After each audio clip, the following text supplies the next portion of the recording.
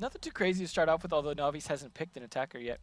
One thing we saw with him last night a lot was kind of being the solo entry fragger. Habana not really going to be that kind of role, because usually he was playing a lot of Twitch, for example, last night and entry fragging with that. Then bringing out the Ying again. Hopefully we're not going to see that kitchen drop strategy that hasn't been working so well, but that's generally what that's for. Yeah, you just smoke, then Ying the sides, and then go all the way in. And just I feel like it works better from the hallway even than doing it from the hatch. Just because when you drop, you're exposed for a minute, and they know exactly the position you're going to land in, right? So if they just aim at that one spot, you can't move while falling midair, right? So if you aim at that one particular spot when the Candelas are done coming out, chances are you're going to hit something. Yeah. You can just tap fire even at head height, and you might hit them. So it is just very, very dangerous. And like I said last night, you can't double drop down with that, because chances are you're going to blind someone else with the Candelas, because you're the only one as Ying that cannot get blinded by the Candelas. And I think that's a big factor in Ying's failing. All right, Nonetheless, well, though, yeah. we saw a great play from one on Glaz last night. Yes. So. The one taps. Yeah. Honestly, extremely impressive. But you're in. Readying up is Team Lanchonete. They are starting off on the defense yet again with FK on GCR spawns, Yuna, and Revolts. So Cyber from BRK. So you're going to see the Ying Glaz. It's a combo that is extremely usual, which means we'll probably have the same exact strategy that we were talking about, which is that kitchen hatch drop. They do have a thermite, though, so there's a couple different options they can go with to mix that up. One is they could go to breach that arsenal wall that I was talking about, and that's something you can do with a glass and smoke, for example, to cover. The other one is they can blow up church wall, and the last one is they can open up dirt tunnel. So there's a lot of good options that you don't do with the Habana. But problem is, you have spawns on the bandit, and on the attacking side of BRK, there's no Thatcher to deal with this. Instead, opt out for an Ash, so they still want to rely on some, just 3-speed firepower. That's typical, though, with Latin America. Yeah. And I'm not sure if the Thatcher would have been a better pick here, just to combo with the Thermite a lot better. Yeah, absolutely. And I think just gives them multiple angles of attack. Yeah, I don't think they're expecting to tangle with the bandit so much, so we'll see if that even factors in here. But it may or may not. They don't have a buck as well, which I think is generally not as good. One can open up a bit of the floor with that glass rifle. It is not Buck's skeleton key, but it is still very destructive to walls and floors. Gives them a nice way to aim down. We did see one playing with Buck's floors like that, so entirely possible. And GCR even checking the outside just in case somebody wants to go through the tunnel. Won't be the case though, and Spawn's just holding off, using that mirror wall for himself. And Cyber is going to get dropped here with the Ash. All right. Not too sure what hit him from below. Was it a C4 that just impacted around him? Yeah, entirely possible. Looks like he might have been towards the freezer, so he might have been safe from floor shots. And Novi's even jumping down. There is a mirror wall in blue. This is how he is. He just has to go in first. He's done his job for the most part. I guess he's saving the neck of their ex-Cairo. Doesn't need it, but shooting at a reinforced wall is not going to be the best way to... Oh, that is brave. Jumps in. Here we go. Spawns that will take him out and even blow up the C4. What is this? What is going on here, Devin? I have no clue why that attack even happened. Cyber, though, got revenge after getting picked up. Nicely done on his part. And even a tag on Spawns from the glass, so he's going to be down to 50 HP. PX just trying to move in bit by bit, watching the back, and here we go. That was what we were talking about. Nobody here to pick off the Ying as Diogo jumps on down. There's still one all the way in the back. Somehow did not get the kill on Diogo. Cyber and Diogo and PX will each get a kill, and leaving only one alive. Diogo finishing off Revolts right at the end. A successful push from BRK. The smoke, though, the smoke angle was perfect for this attack. Not just, it doesn't only rely on where the Candelas are thrown, it's where do you put these smokes alongside the glass as well. I think that's the only reason that worked was just, A, there was less people defending Arsenal, so he had good timing on it, so they couldn't do kind of what I was talking about. Sometimes they managed to do it from dirt tunnel, though, because they're not going to get blinded by the Candelas in dirt, and they'll come out, and they'll go for the shots. But in that case, he had good backup, good smoke placement, less defenders down there. Also, Novi's push earlier onto the church made him a little more focused on church side and Moto, and so their attention was diverted a bit from the other side. Now, when the Candelas went out, they probably should have known, but rotating at that point when the pressure they were under was difficult to do, and they'd lost the mirror already, for example. So I don't know if that'll work every time, but I got to give Diego credit for pulling it off. But then Yuna's probably going to try the same thing here, unless he's got a different strat in mind. Yeah, and a completely different thought process, if you will. It's going in for a buck. Yeah, and I think that's better. No, I think it might have been these guys that were bucking and glazing together. I like that combo though, because like Glaz can see sometimes the little pixels of people easier because that yellow highlight makes him a little sometimes better in some ways than Buck for hunting down through those cracks. Even if they're like some of them are not completely broken, for example, you can shoot holes in the floor, like little bullet holes, not go completely through. They can't see you very well, but you can see them bright yellow. And it also combos, of course, very well with FK1's Buck, because you can buck in, and sometimes all that helps you out is like a pellet from the shotgun that just goes right to a left or right side, and there's a tiny hole that is open, and that allows the Glass GCR here to get one of those picks. Doesn't even need to reveal himself by shooting through, as you were explaining, of course. Obviously, 100% viable strategy. Now, something else we're seeing from the defensive side this time, though, is Diogo's bringing out the Legion instead of them having a Bandit. So they don't need the Thatcher the same way that we were talking about last time, but they're also now bringing a Thermite on attack anyways. So it's going to be the Hibana for hatches for the most part, or potentially to open up some of the wall, because we're seeing teams sometimes now just going for 2 hatches and then saving that last one to be able to, for example, open up a wall, counter the Mira that's in church, things like that, because you get that extra utility. I mean, Hibanas are probably one of the best counters to Miras besides Switch drones right now. So it is definitely some utility there, but I'm curious to see if Diogo's Legion Mines end up giving some good intel to an approach, which in this case probably won't be from many angles. Yeah, for me, this is the perfect setup to counter this sort of attack operator pick from Lanchonete, because having the Legion means that you will most probably barbed wire right below the hatch, dropping from kitchen, and then have 1 Legion trap on it, and then another goo mine on the side where most attackers will try to rotate, like where we saw the Ying rotate around behind. Yeah, and when you think about it, it's a really good counter to the Ying, because the Ying doesn't throw grenades, right? It throws smoke and throws the Candelas, so that's not going to destroy any of the Legion mines, and there's no Thatcher to do that. So if he drops down, he can't plant because he is carrying the diffuser. You can't press F for both at the same time. Gonna have to pull that Legion mine out first. That's a very good point. I think that could be part of the play here. Do you see that impact nade counter? Again, that's why it was on the other side. That's why you see that now, and a good counter with the gun as well onto Novi's from spawns. There we go, kill number 1. That's the Ella taken out. So hopefully those Jmot mines are already been used, just in case. It still revolts.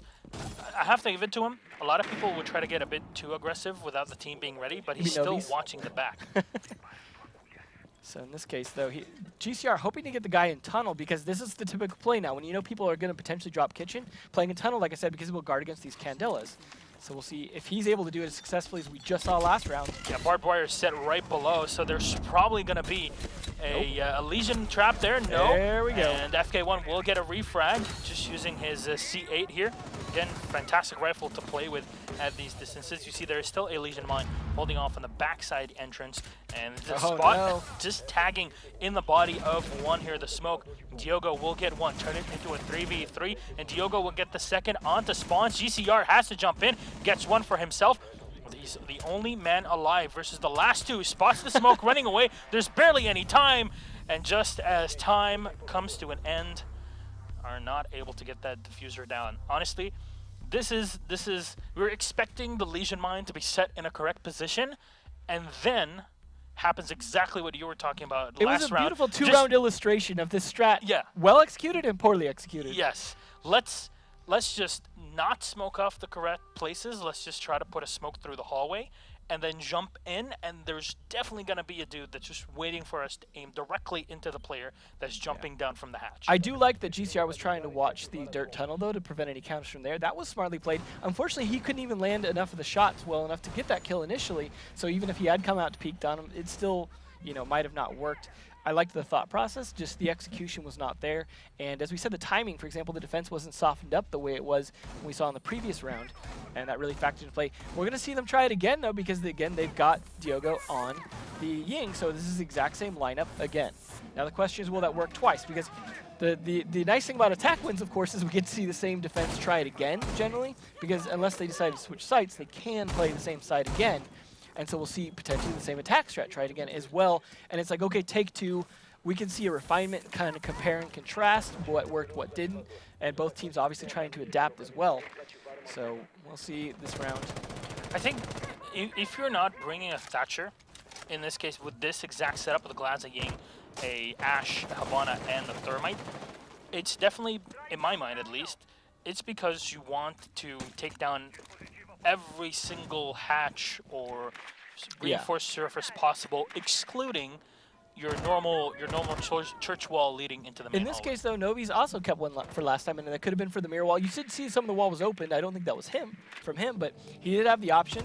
I think some teams are just deciding, say, for example, they just want to do Moto and they want to do kitchen, not necessarily stock all the time, which is a little weird because stock used to be a big, important one, that hatch right there, not even being reinforced. So I guess he doesn't need to use it. But that used to be a good one because you could cover blue from above and get people that were trying to rotate out of church, for example, through the wall, the usual hole in the wall. So that way, if you push Moto, you can catch him from behind. But just not seeing that as much here. Although this time one looks like he was covering Moto for a second. But they also didn't bring the buck. Remember, they didn't change their attacker lineup, so they're still going to be going without a lot of attacks coming through the floor there.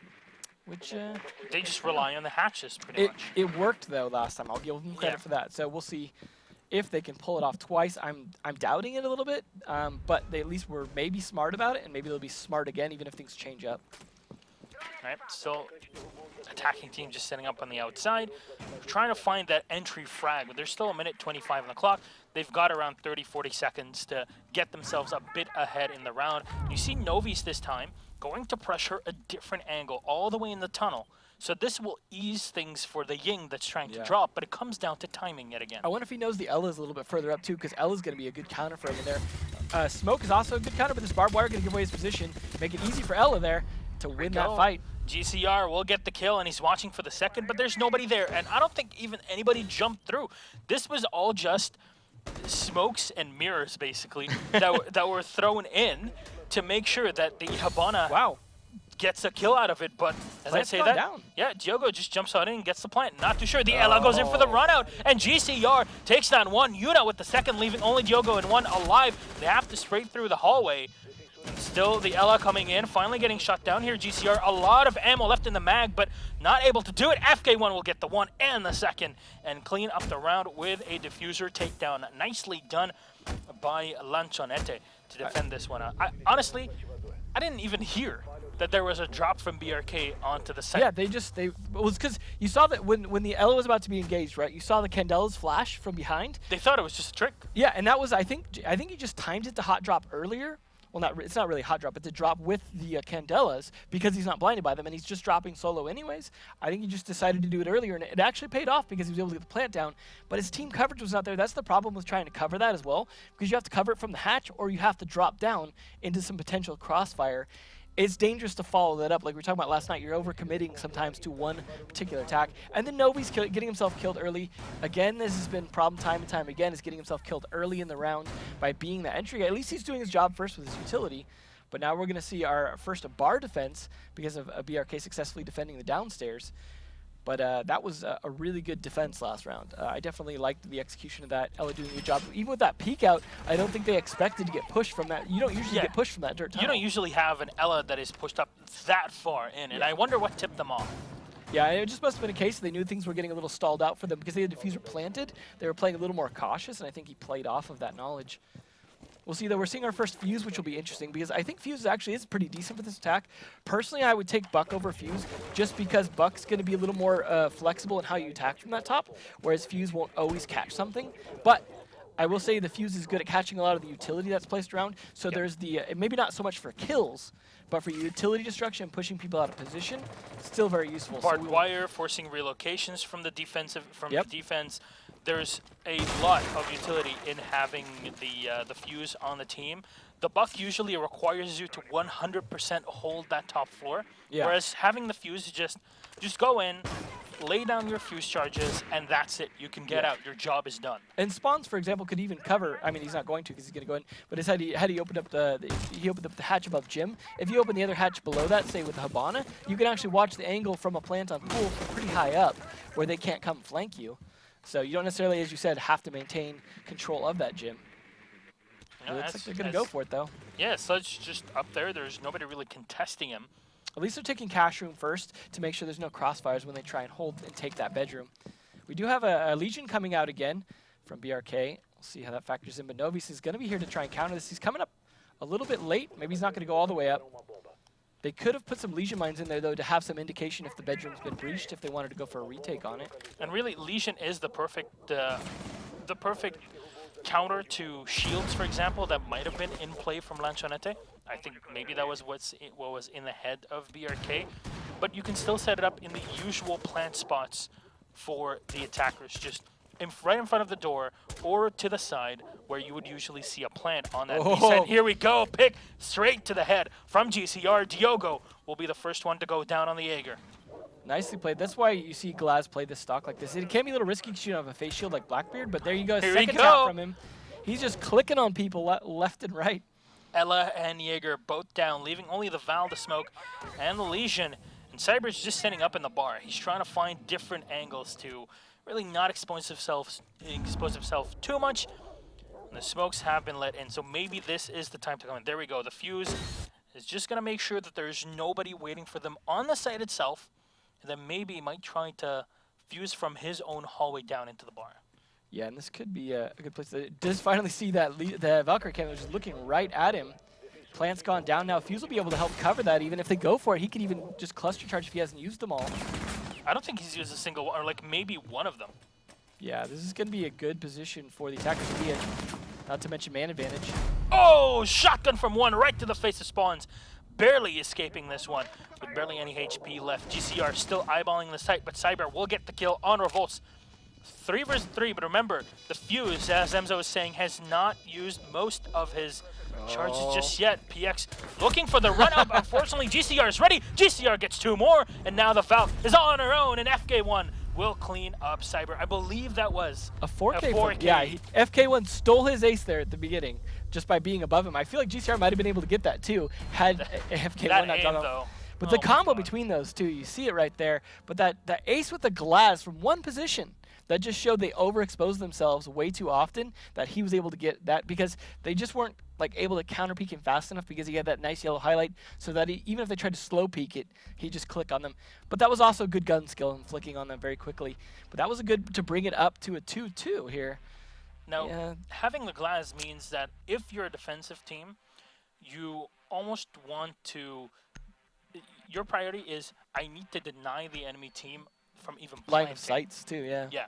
If they're planting, it's because there is line of sight that has already been prepped for the glass. Yeah. So we need to deny every single one of them. I think C4 play might have been an option here, but we saw none of it.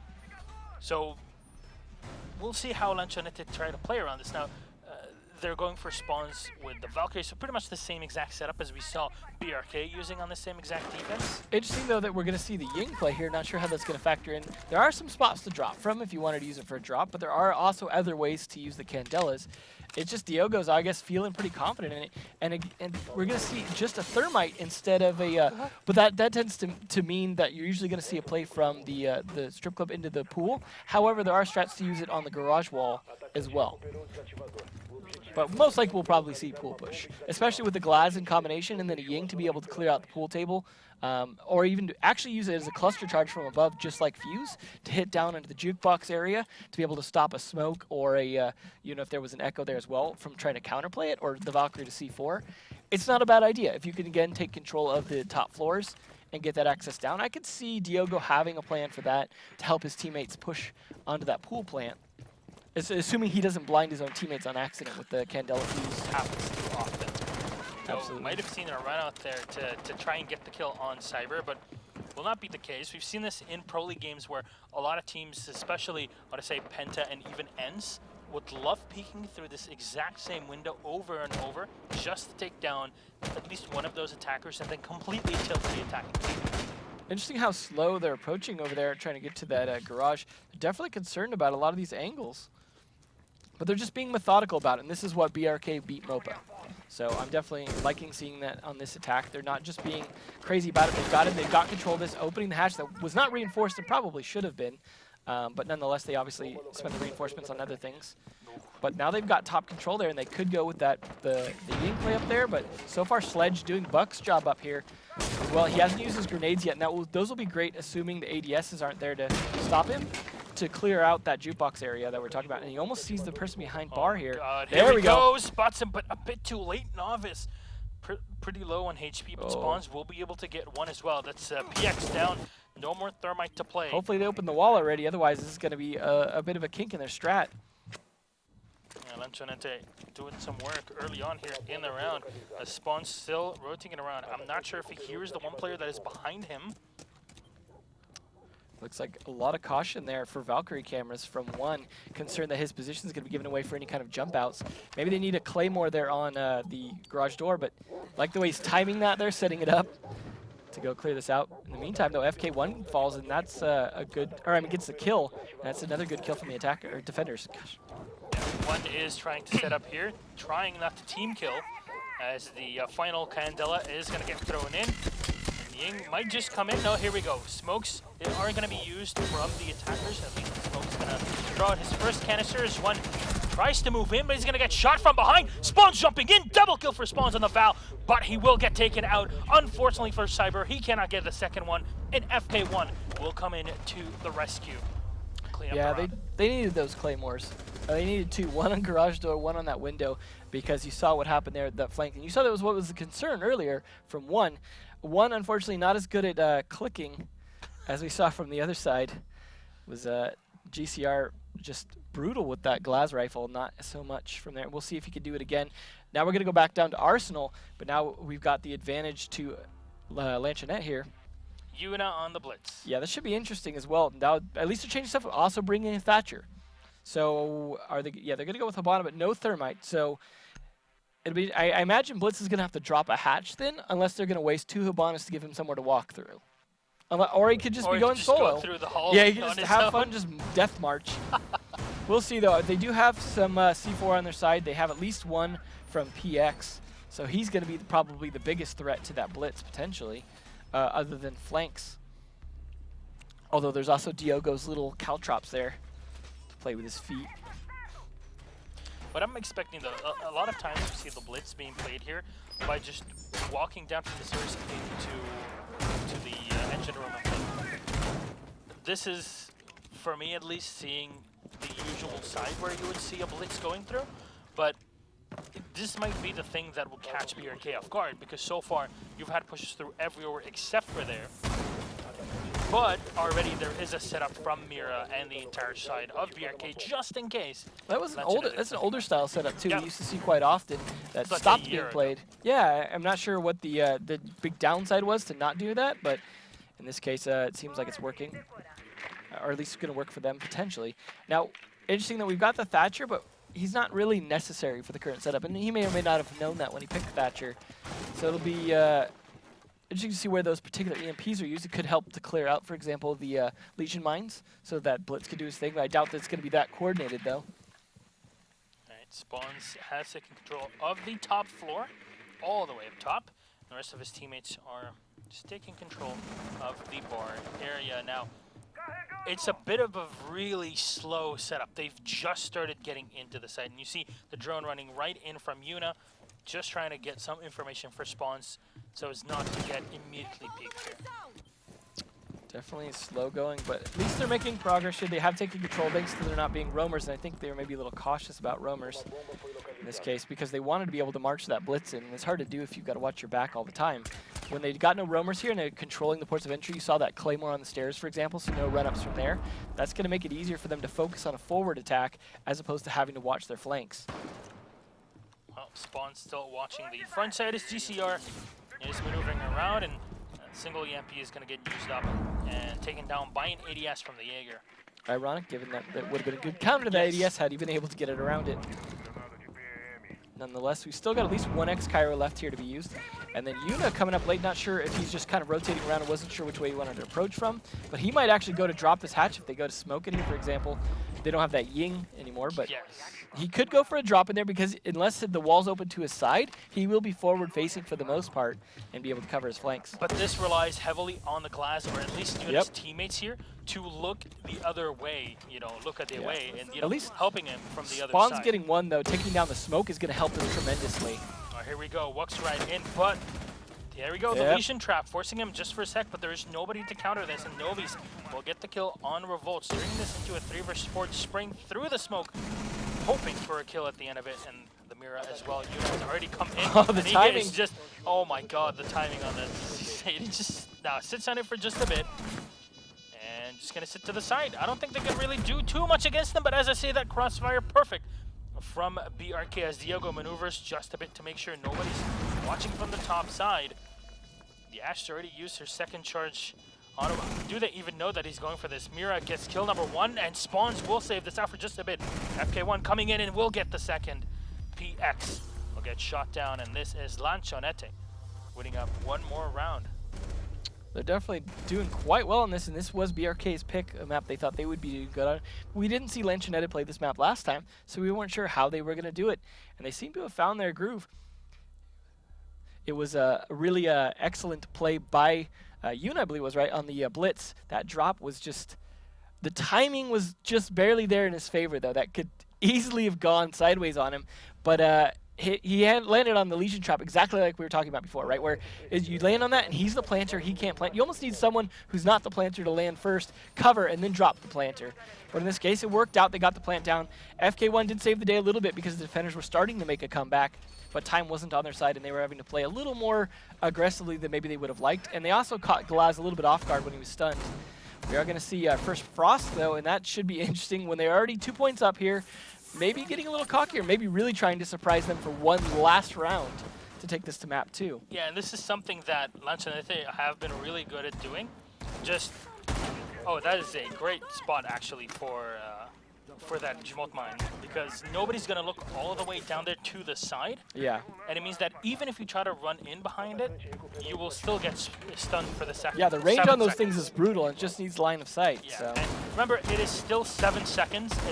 You know, Ella has not been nerfed just yet, as we saw the patch notes come out tonight. Yeah. But there's, you know, they still have to live with these 7 seconds at least for now. Yeah. But the interesting part is that BRK just keep going for the exact same setup every single time, just with 0 change, and just it did not work at all last time. No. It was very last time and the one before and the one before. It worked out. It worked out the one time. Yes. That's right, because they were able to get in, and the site was already softened up a little bit, and everyone was kind of busy, focused different directions. But that was fortuitous for them that time. No one reinforcing that. Definitely giving Novice that extra X-Chiral every time. Maybe they must be counting the reinforcements and need it elsewhere, because otherwise, why not reinforce it? In this case, though, PX probably not needing to use those thermite charges, but I guess it's a nice backup, because Novice is most likely to just get himself killed here in the near future, as he has tended to do time and time again. I mean, obviously they're here now, so it's not a huge detriment to the team, but it is something they could improve, I imagine. And now they see the entire setup. They know that there's a Frost on the defense of Lanchonete. So Revolt has to get himself in a really good position. You know, this is one thing we were talking about, not just the utility. Kicks had this pretty good idea as well. Like, weapons are divided into 2 different things. There's the slow rate of fire, high risk, high reward weapons, where if you land the headshots because of that low recoil, then you will profit very much. And then you have the high rate of fire weapons that you can sort of spray through them, but at a cost. Yeah, you need to land the headshots. Exactly. So in this case, Novi's taking a different approach this time. Could catch ahead. Remember we were talking about the stock hatch. He did blow the stock hatch this time, trying to get an angle from it, trying to take care of blue. Maybe he did see that. Did they have the mirror window there again? Yes, facing into blue? So it is from blue facing inside. So this is his opportunity to do something with it. He may even have an angle to pop it if he hasn't already. Oh no, that's right. It would be on the other side. Nonetheless, those spawns with a C4 kill from below probably here. And unfortunately, Diogo will be the one to fall. So this was the person, the Ying, that had the bomb in her, the diffuser in her hand. So Novi's this time not dying, taking one out, moving right next to that reinforced mirror wall. Just trying to spot one player here though. Novi's falling right into the Ella trap that was set to the side of this B site, taking more damage as we see Revolts getting the kill with the C1. PX still spraying in and will get the kill on Revolts, though FK1 is ready for him. Takes him out. One is the last man alive and gets the headshot onto GCR. 1 versus 2. Definitely doable, but there's still less than 10 seconds. And now he goes for that diffuser. Defenders very wisely not pushing until this very second, and FK1 nails the headshot, takes him out. Lanchonete, ladies and gentlemen, taking map number 1 in this best of 5. A great start for the underdog, coming in strong, showing just that they can pull it off time and time again. And BRK, as we were talking about, not adapting anything really because of that initial success that they had with that Ying drop, continuing to try it, and it's just not working out. I love that Jaeger style right there. Looks fantastic. You see Spawns in FK1 and GCR, Yuna and Revolts maybe not even getting a chance to kill anyone just because of the sheer number of kills from those other two guys. We don't even see 8 kills among any of the players on BRK as well. But then on the other team, we're seeing 10, 10, and 8. You see why they won 5-2 there. I mean, still just well played. This is Siege. This is strategy first, aim second, or fragging It's second. a lot easier to be strategic when the other guy's dead. Exactly. Let's be honest. But let's take a look at those kills through the highlights of map number 1 in the series. And this is one of the... That's when Diogo succeeded that time.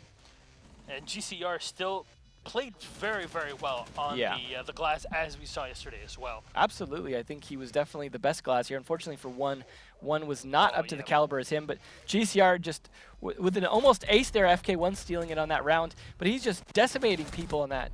And that door was not to be messed with. Spawns, though, with a great jump out that time, able to take it. Spawns had some great plays as well. That's why we saw him so high up. I believe he was the other 10 frags.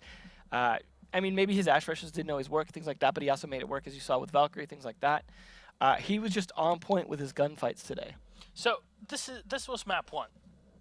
Yeah. This is the map that we saw BRK picking. Next map's Lanchonete's. Next map is Oregon. Yeah. And this is Lanchonete's map, and this is exactly what we saw them play yesterday. With a 5-0, nonetheless. 5-1, actually. It was 5-1 on Consulate. On Consulate? Yeah, it was the second map. Yeah, they dropped one round on the second map. That's why so this is, this is going to be, and then the question is, though, like you were talking about earlier, did they study the VODs, right? Did they see why it was a 5-0? It hasn't been a long time since then. That was yesterday. So they haven't necessarily had a huge amount of time to study that, if they have even looked at the VODs. Some teams just don't have time. Sometimes they may have just been prepping other stuff for today. Nonetheless, the prep or not doesn't guarantee that those same strats will work against this team. As I was saying last night, this is a very flexible map for players to adapt to different styles on, to go roam heavy or to go site heavy, turtle, attack from this side or that side. Just between the two sites alone, there's a lot of variability in play. BRK not adapting very well at all on Clubhouse. Need to do this on this map, or we're going to see another good, strong play from Lanchonete.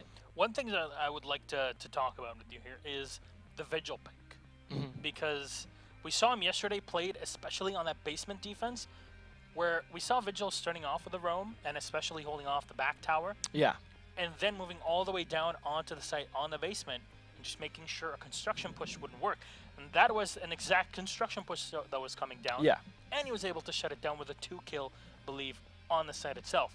Yeah. So how good is Vigil so far? Because we've been talking about this for a couple of weeks. And how sold are we on the idea? Unfortunately, I think he, much like Frost was there, he's kind of, I wouldn't say a gimmick pick, but definitely a pick you can't continue to repeat, right? So, yeah, we've seen some successes with Vigil, but we're not seeing 2 successes in a row, 2 successes within the same map generally. You can pull them out, and it's great, but there's only so many ways you can use him in a given situation and given situational setups, things like that. It's a very big gamble, I think, to bring Vigil more than once, unless like you've got to have multiple strategies, right? That's for pocket strats kind of stuff. And that's why a lot of times we see him bring out more mid-match than at the beginning, for example, unless they're really just trying to throw off the initial attack strats. I think he has great potential, but so far, much like with Dokkaebi, we haven't always seen the execution there. We've just seen it kind of hit and miss. But there's a lot of time till Invitationals, and more than enough time for teams to look at what worked, what didn't, figure it out. I would expect to see some Vigil play at that, but I expect that teams need to really scrim it out and work on it before it will be strong. And we did see the mid-season reinforcements patch. For anyone who didn't see those are available online now. If you want to see what's coming in the near future, we don't know when yet, it will be on TTS tomorrow. For those of you who use the test server, you could try out some of the new stuff. But unfortunately, Vigil, Dokkaebi, Zofia, we're not really part of that except for Zofia's stun. So make sure to check that out so you see what's coming. Yeah, because it is part of the Ela change, if you will, the Ela nerf. Yeah, so that will be, I think, a big shakeup, but Vigil sadly not part of it. Sadly. But honestly, I think it's just because teams already have the strategies. They just want to keep everything until the Invitational itself. That's always a risky move, and one that I often see backfire on teams. Sadly, especially the big teams. I'm looking at you, Ranger. Yeah, you know? Yeah. I didn't want to name names, but what can you do? Penta as well sometimes. But nonetheless, I think a lot of teams maybe have learned their lesson. You have to keep in mind, though, this is an off-season where we don't have 7 weeks of Pro League play. You just have these qualifying ladders, which is what you're watching right now, is this qualifier playoffs. And so that's mostly the chance they've had to work it out, which is, I think, part of the reasons we've seen so many shakeups is because teams are not really rusty necessarily, but so like they're a little out of what like their groove, so to speak. Out that of they sync. get. They need to change something because they see. Maybe They're it's a certainly changing rosters. Yes, I mean, maybe this is a psychological thing where you see teams thinking, well, the meta has kind of shifted. Do we need to shift within our team? And more often than not, a lot of the big teams will do that. And even basically everybody will. It mostly worked out for BRK at least. Well, unfortunately, not today. Not map number 1. We'll say that. But again, this is, BRK didn't 10-1 their opponent, but we know they're a team that are very strong. Lanchonete did 10-1 their opponent, but we don't know how really strong that opponent was because they don't have as much history as something like BRK. I mean, again, though, BRK is a new roster for the most part. Nonetheless, though, I am very excited to see what goes down here on Oregon. Still my favorite map. Still always fun to watch. If some of you are sick of it, I'm sorry. It's got to keep getting played. All right, well, let's head in and play it. So, Oregon map number 2 in the best of 5 coming right up. Here we go. We're in game, and Yuna already on the blitz. GCR back on that glass. This is exactly what I want to see because this is a laundry defense. Blitz is going to be running in. You can see him. There's a couple things that you can do with the blitz here. Either you fight for the meeting hall and then try to drop in the back hallway right here where you see Novi's running around right here, and then you have the blitz in this position, or you have him basically as your mainstay, your head attack with a glass supporting him from the back. Now, usually you'd like to see a Ying helping him out, but Spawns has opted for the Ash. Yeah. You know what would be interesting to see is if, I mean, it's a long shot, but a lot of people forget that Mute Jammer's jam blitzes flash on a shield. And so that is something that, again, it's a long shot. I have completely forgotten about this, by the way. Because it rarely happens, but in such tight tunnels with so many choke points where Mute Jammers are going to be placed, it's a possibility. We may not even see it if it happens on screen because, like, we might not be looking at the right player, but I just wanted to throw that out there because that would be pretty entertaining. You'll learn something new every day. That's for sure. Yeah. And this is where a situation where, as defenders, you definitely want to see if you could try and spot who the attackers are on the starting cameras, the default ones before the shutout. Because if you know there's a blitz coming, there's a lot more preparation you can do to try and counter that you might not do otherwise. Now, the interesting part is that Spawns already sprayed through the main window on the top bedroom, and he saw the blood splatter. Here we go. He's going to spot the second, and Novi's will get dropped. So what BRK have done here is set 3 players up top, 1 in that attic, and then 2 on the site, the Jaeger and the Smoke all the way up top in bedrooms. It just unfortunately didn't work out for Ella, though, trying to run that act. You got to be cautious of that window. Yuna comes in, doesn't even care about the he's just roam clearing. And there's still the Jaeger holding off in white stairs. The Smoke all the way in the back, and he's going to throw one right into Yuna, who's going to fall back, and Cyber will get the kill onto MK1 and no more Sledge. That was Yuna really taking advantage of being able to sprint with the shield. Yeah, he wasn't charging at someone, but being able to sprint and quickly turn around and already have your shield up is a nice advantage there. Fortunately for him, these smokes are chipping away at him, but these are smokes that are not going to be used for anything else afterwards. So if nothing else, maybe he'll clear out smokes. Right now, they're only really sacrificing the blitz. Yeah. So they better get the kill or this is really not going to pay off. Nonetheless, it hasn't, but it has burned up time. But, you know, the rest of the attackers could be working on this. He's just doing this solo for the most part. So there's the last of those smokes. So Smoke definitely not going to be useful down on site at this point. He might as well just gunfight it out with SMG-11. But SMG-11, not a great counter to a blitz necessarily, unless you could catch him dropping that shield. Definitely relying on the Mira that's on the site with a C4. So if, you know, shit hits the fan, if you will, that C4 is going to be the important part. Yeah, and it's a case of if they make it that far, but so far it's looking like it. Yeah, there's only 1 off the board for either team, but the Ella being off the board is a bit more important than the Sledge being off the board, especially if he got to use his grenades first. GCR, though, getting set up potentially for an attack down here. He's going to call out, hey, that roof is open there, so come cover me. Make sure someone doesn't shoot me in the back when he's going for that push. And that's a good call out there. Opening this up now, he can do some damage from above, but he lost a lot of health there from the explosion. Nonetheless, whiffs his shots, unfortunately. Not too sure how that happened, and 1 will get the kill with the shotgun flashing right on in, but 1 is ready for him. Can't get the 3rd one, unfortunately. Revolts will get the kill with the bearing 9.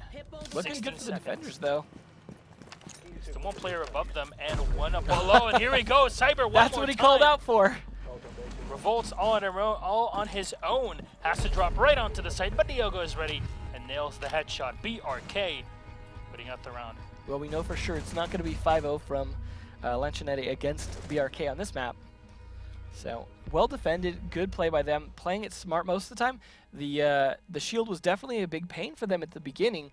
Unfortunately, for the attackers, they weren't able to really get any kills with the shield. And burning up time as an attacker, not so useful compared to being a defender. So, it just, they weren't able to get a lot else going on at that time. And I think they might have been able to work that better if GCR had been able to land his shots, right? If you think about it, he'd been able to land his shots, he would have stopped 2 shotgun kills from that smoke. And they probably would have been able to make that work. Also, they might have had the manpower to cover his back, you know, when he got shot from above, from near the armory door, which is what he, you know, obviously intended for someone to do, but they lost the manpower to do so. So it sucks to think that, but missing 1 shot can change everything in a round, and you saw that there. I really think they could have won that round had he landed that shot. However, I will not give GCR too much flack because he showed with a near ace on Clubhouse that he does have that skill, and he hits a lot more of the shots than one does. Now, the interesting part is that BRK are bringing in the Capital for Diogo, and I'm not sure how they're going to set up that Capital. Is it going to be all the way in the back of the tower, and then just lobbing bolts into the bedroom? I mean, it's pretty common. You don't want him up and close, right? Because you have plenty of range with the arrow. You don't need to be like, oh, I've got to be closer. He can really take advantage of a long line of sight, because generally you want to hit between the 2 windows, which is not too hard to do when you're aiming at the left window, as long as you can hit the floor right there. And it's got a decent range on that fire. So unless someone gets lucky with the way the fire spreads, chances are you're going to be able to clear them out. Novies, as I was saying before, will tend to go in with this twitch, and we saw him do it multiple times last night, kind of breach in, get some good map control, and then kind of lose it because his team's not there to back him up. I do hope they've changed that up. I would like to see him get in and do some damage with that gun before dying. But that was, I hope that was for barbed wire, because that definitely would have worked on the window there. Alright, Novi's just watching that main window and the white stairs rotation, just in case somebody from Lanchonete wants to go in for a quick peek and jump out on the attackers there. I hope if one's going to be watching that window later on that he's on top of his game this time, because that is an important window to be watching carefully. PX, so at least trying to make sure there's no one hanging out in small tower to kind of shoot him in the back.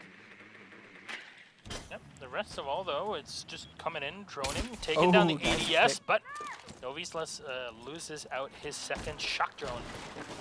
That right there is why 5 shots with a shock drone is not going to matter that much. Yeah, actually, that is a very good point. It's going to get shot half the time after doing its main job anyways. Nonetheless, Diogo actually inside, underneath in the kitchen, a surprising place to play from what we were talking about earlier in his utility with using the fire arrows. Not sure how he's going to be able to use those from down below. Nonetheless, he could actually shoot up from below to that same spot and not need to use any fire arrows, so could be for the same thing. PX, though, this is always a bad idea when you're stuck in a situation where you have to watch a window like that. You're using a lot of utility, but Novi's at least gets 1 kill thanks to FK1 being a little too brave, so Novi gets a freebie there. Yeah, running out the balcony does not always work, and that is one of those examples where you always leave one player behind you to protect your back. And here we go, kill number 2 from Diogo. BRK on top as Yuna will get shot down. That's the first castle we've seen too. Well, C4 coming right in here. Diogo right nearby too. Won't find anybody in the kitchen though. As I say that, GCR will get 1. Novi's moving bit by bit onto the site. The mirror wall has already been opened in the back thanks to his drone from before, and he gets the mirror kill. Revolts get shot down. 1 will get the 2nd, leaving only spawns alive on the Bennett. Now moving in from the main staircase up top. Don't know where he is, but he's only able to tag the Capital as Diogo turns around, nails the headshot, and cleans him up. BRK, round number 2 on the board, and completely different to what we were expecting. Yeah, they are definitely playing this very smart. You saw even Novi's not trying to go in too early, getting some kills there. He got, I believe, 2, and that worked out very well in his favor because he didn't push in too far too fast. Stayed back a little bit, got that 1 kill outside, and then another one inside. Capital interestingly not using any of his arrows, just kind of fighting it inside. Maybe he's looking forward to that para buff that we're going to see coming soon, and practicing early with that gun. Nonetheless, that was a good 2nd round from BRK. Now it's going to be dorms here for them to try and defend after successfully defending Laundry. There we go. Round number 3. In prep phase with PX going for Amira. Novice with the Ella. Cyber with the Jaeger. We're going to have Diogo on the Val. And of course, one yet again on the smoke. I'm hoping that we see those smoke shotgun plays yet again because definitely exciting. That's 3 kills among all of LSX there. Not a great start when you've got 3 kills alone on one and Diogo. Each of them equaling it. So frag-wise, we're definitely seeing a lot more from Lanchonete, and that's why they're winning these rounds. And yet again, we'll see Yuna on the blitz. And I want to see how they change up the attack from last time, because Fusine kind of opened himself up to too many angles at the same time. Well, that was when they were kind of walking around the top floor. Now that they've got attack that as the bomb spot, I do think we'll see it a little bit differently. Maybe main staircase would be the... Yeah, there's 2 different staircases you can come. Yes. I would think, yeah, the main staircase up to the armory door, probably a better bet than coming of white stairs because of the barbed wire and all that. However, that is a nice choke point. You don't have to worry about your back, because if you come up the other way and there is someone in armory, you've got to get rid of them first. You've got to make sure master bedroom's clear as well. So there's a lot of flank potential, whereas white stairs, you're pretty much coming straight up all the way to where the defenders are. FK1, though, nearly getting some people inside. Spawn's going all the way to the upside on tower, just making sure nobody's sitting in here. And Yuna might just be walking in right up top to go into attic and then move on. He could also be going to clear the downstairs as well. He's a good roam clearer like this, so it looks like they'll probably use him that way to start with and then maybe rotate him up. Does look like there is someone on the other side of this basement he could contend with soon. Just got to clear everything as much as possible. The old face check. Spawn's with him to actually execute the kills, though. I like the combo. You've got someone that's got the gunpowder and someone that's got the shields. Although probably you should let the shield go in front of you, and that's why. Here we go. Diogo taking so much damage and easily going to get cleaned up for Yuna, though. Losing Spawn should not have happened. Sacrifices, but nonetheless, at least the first kill on the board for Yuna. Feeling good about that blitz. Spawns maybe should slow things down a little bit. Hard to do as a 3-speed, right? You don't want to walk as slow as a blitz. And GCR staying all the way to the back with the glass. He's definitely hoping for someone to give themselves away.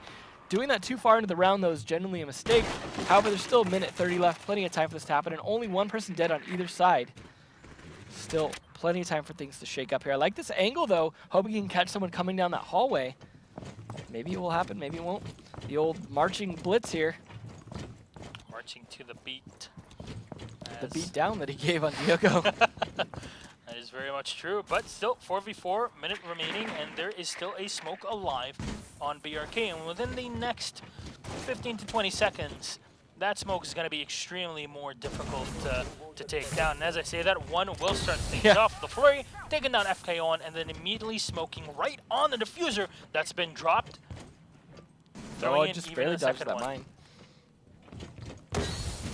Go's gonna move in, just through right into the smoke. Flashes the first and gets the second one as well. Double kill for Yuna, but he'll finally get taken down by PX, leaving it in a 2 versus 2.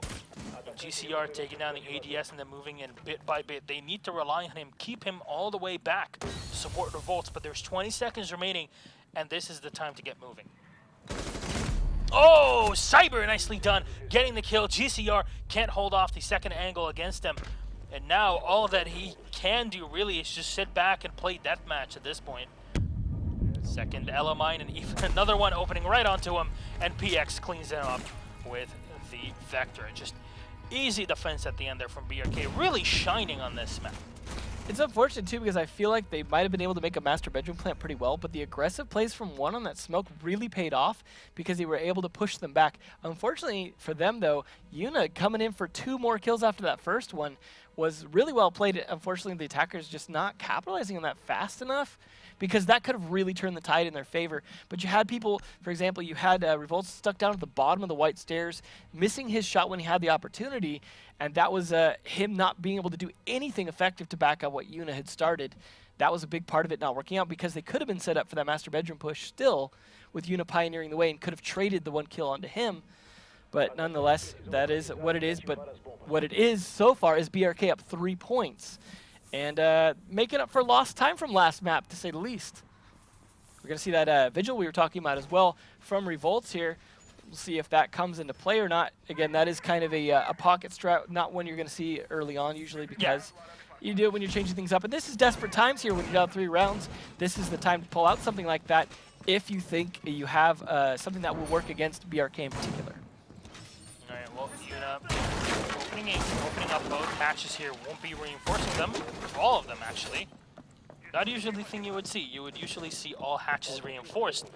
But in this case... There are definitely teams that will open up one of the meeting hall hatches to be able to rotate down at the end, so that way they can defend meeting hall. And that's when you have a good meeting hall defense, which you can see they've set up a lot of reinforced walls. Usually you combine that with a castle, which they don't have.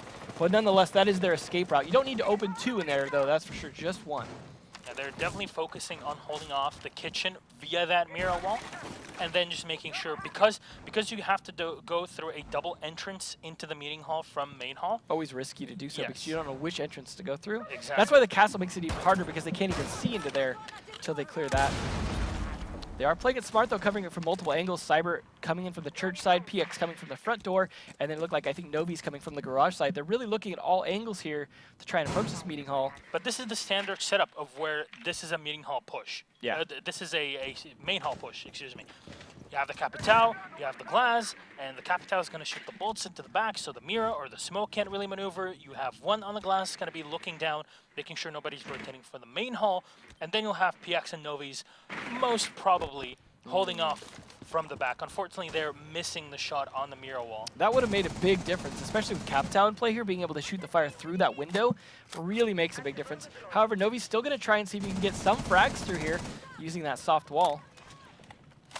Fortunately for him, nothing coming out just yet. But he isn't, like I said earlier, he isn't doing the rush in and die sort of thing. And I think that's better for them. And obviously, they're 3 rounds up because of it. Well, partially because of it. Well, Novi's now going to be moving in. PX is the one holding the diffuser. They're waiting. There we go. Hibana charges already been set on the wall on the side, have not been used just yet. Interesting. And they're trying to maneuver around to make sure that these defenders don't walk right into them. And PX making it all the way to the other side of laundry plant, opposite to the laundromat. Cyber hitting the shots, taking down 2. And Novi's will get 1 as well, leaving only Spawns alive. Perfectly executed attack from BRK. Spawn's only getting 1, and now gets the second. Cyber has been shut down. 3 more remaining on his own, though. And the glass is still up. The Capital finally uses his bolts, making it so much more difficult. And as I say that, Diogo will get shot down. C4 is going to get thrown, but won't really hit anybody, as the glass is still up top. You hear the C4 from the dead Mira before. It doesn't really do much in this fashion. Doesn't really know where the opponents are, and he barely has any time here. Still 2 more to take out, and very smartly played from BRK. They pull back and they forced him into the fight. And Spawns will still get the kill on 1. However, it was a trade, and this puts it up 4-0 for BRK. You got to give Spawns credit. He got the only kills in that round, and he got a 4K. Yeah. He almost clutched it, but that glass playing so far back really baited him out. That was smart, because they could have, covered the diffuser, but they read into the fact that Spawns was going to try and push. So they pushed back. Yeah, so they just stayed back, and that was very smartly played on their part. Yeah, that could have backfired, but they had enough time to play with to see, okay, he's not pushing, and adjust. Because, there you're coming up as a bandit. You have the meeting hall door. You have the school door. You have the door leading from kitchen, the hallway itself. You have garage. You have the staircase on the side. You have so many places to check. Honestly, I'm surprised he was even able to turn around and get the kill on the glass before getting traded. But he was just really in that moment where he's just super tense, focused. Yeah, I bet just insane tunnel vision right there and playing it super cool. We are going to see Yuna on that shield again, but this time we're going to see Spawns on the Jackal. That'll be interesting to see if they're able to actually get something out of that. It's a little risky sometimes to do, just because catching those footprints, sometimes you have to get kind of far in to be able to catch some of the roamers on here. If there even is roamers, sometimes they just turtle up downstairs, and then your pings are just telling you, okay, they're downstairs where I expected them. Yeah. So not always useful, but this is definitely a map where roamers factor in. So looks like Novi's setting something up there. Tapping all these windows, getting ready. I gotta give Novi's credit as well last round, as I was talking about him not getting killed early. He also got at least 2 kills before getting taken down himself. So that was a great round for him. Just playing it a lot smarter, not trying to get inside. Yuna, though, with the diffuser here, I'm not sure that that's the best choice. Just because he can be a bit slow on that. Usually want someone to run in fast on the plant for downstairs. But he does have the advantage of throwing shield on the back while he does it. So if he goes safe for that corner plant, he could do so. And the shield might even shield a little bit from C4 if he's on the washing machine, for example, but that's Here's the thing. iffy. At that point, why not just, if you're getting him really for the shield, why not just go for a Monty? Because Legion has not been played so far. Yeah. You're not really worried about having him. Yeah, I mean, obviously Yuna likes blitz though, and so. It is fairly obvious at this point. Yeah, I think most of the time though, you usually see the diffuser being carried by Hibana, and that's going to be carried in. However, no one holding the diffuser at the moment, I think. So maybe they're deciding to change that up a little bit, deciding Yuna should be the one carrying the little briefcase down there. Nonetheless, though, a lot of droning coming out here. They're trying to clear the map as quickly as possible to give themselves extra time on this attack to be able to actually get control. Novi's, though, already starting things off on spawns. That's that Jackal down, face-checking bullets. Not going to be a good way to find the roamers. Yuna moving in, though. Remember, the Jackal has been taken down, as you're saying. So, honestly, I think the whole thing just relied on spawns because they've been flanked and had to fight so much against the roamers so often that they're like, you know what, let's just get Jackal. Yeah. Let's just see what we can do. And unfortunately, it did not pay out, so it gets really zero utility out of the Jackal here. Brave Yuna trying to pioneer their push down here, trying to shoot some utility at least, takes out the mute jammer. Looks like so Revolts can do his thing. It must have been actually working pretty well because now you hear the hatch getting blown finally, now that he's taken out that jammer. Probably didn't need to do that, probably could have just hit on the corner, not needed to take out the mute jammer, but nonetheless, they did get it done. Unfortunately for them, though, only a minute left, and they've already lost one of their attackers. No defenders down. They're all turtling up. 5 men downstairs are going to be a tough push ahead of them here. Yo, first smoke grenade is going to get thrown, and the second one as well, forcing the smoke to pop. And this is a 43-second double smoke play from one. Diogo, though, will get taken out, I believe, by a Claymore. As Yuna comes on in, C4 is going to... Oh, it is not going to really do much against them, but GCR gets 2 for himself. And that's the Ella taken down as well as the smoke, and now the Jaeger as well. Only the Blitz and the Jackal taken out for Lanchonete, though. GCR coming in. PX will be able to get the refrag, though. He is the last man alive with barely any HP on the board, and the plant will go down. Remember, there's still Volts all the way up top, helping out his teammate just in case.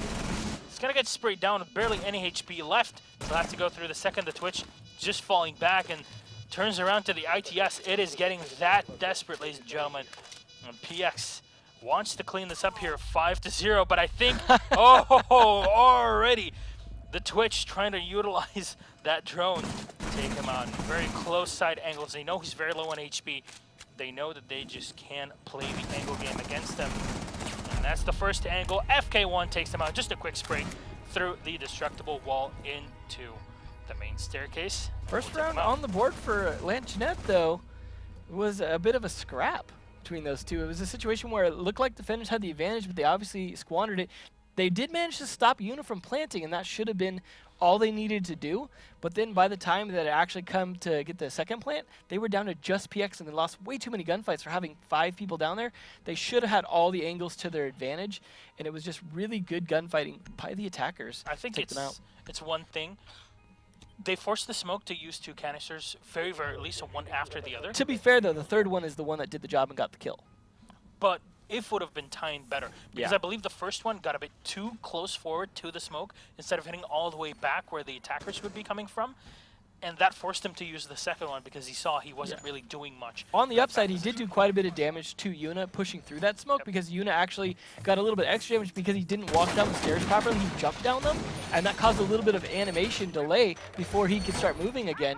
One of those little tiny things you don't necessarily think about, but jumping off something that's even a foot high could suddenly throw off your sprint there because he wasn't in a position to go down slightly more to the left and get down the stairs and took more damage as a result from the smoke. Nonetheless, he did almost get had the third smoke not hit him, almost get the play down. GCR being brave, but unfortunately doesn't let you. He almost lost his own life there.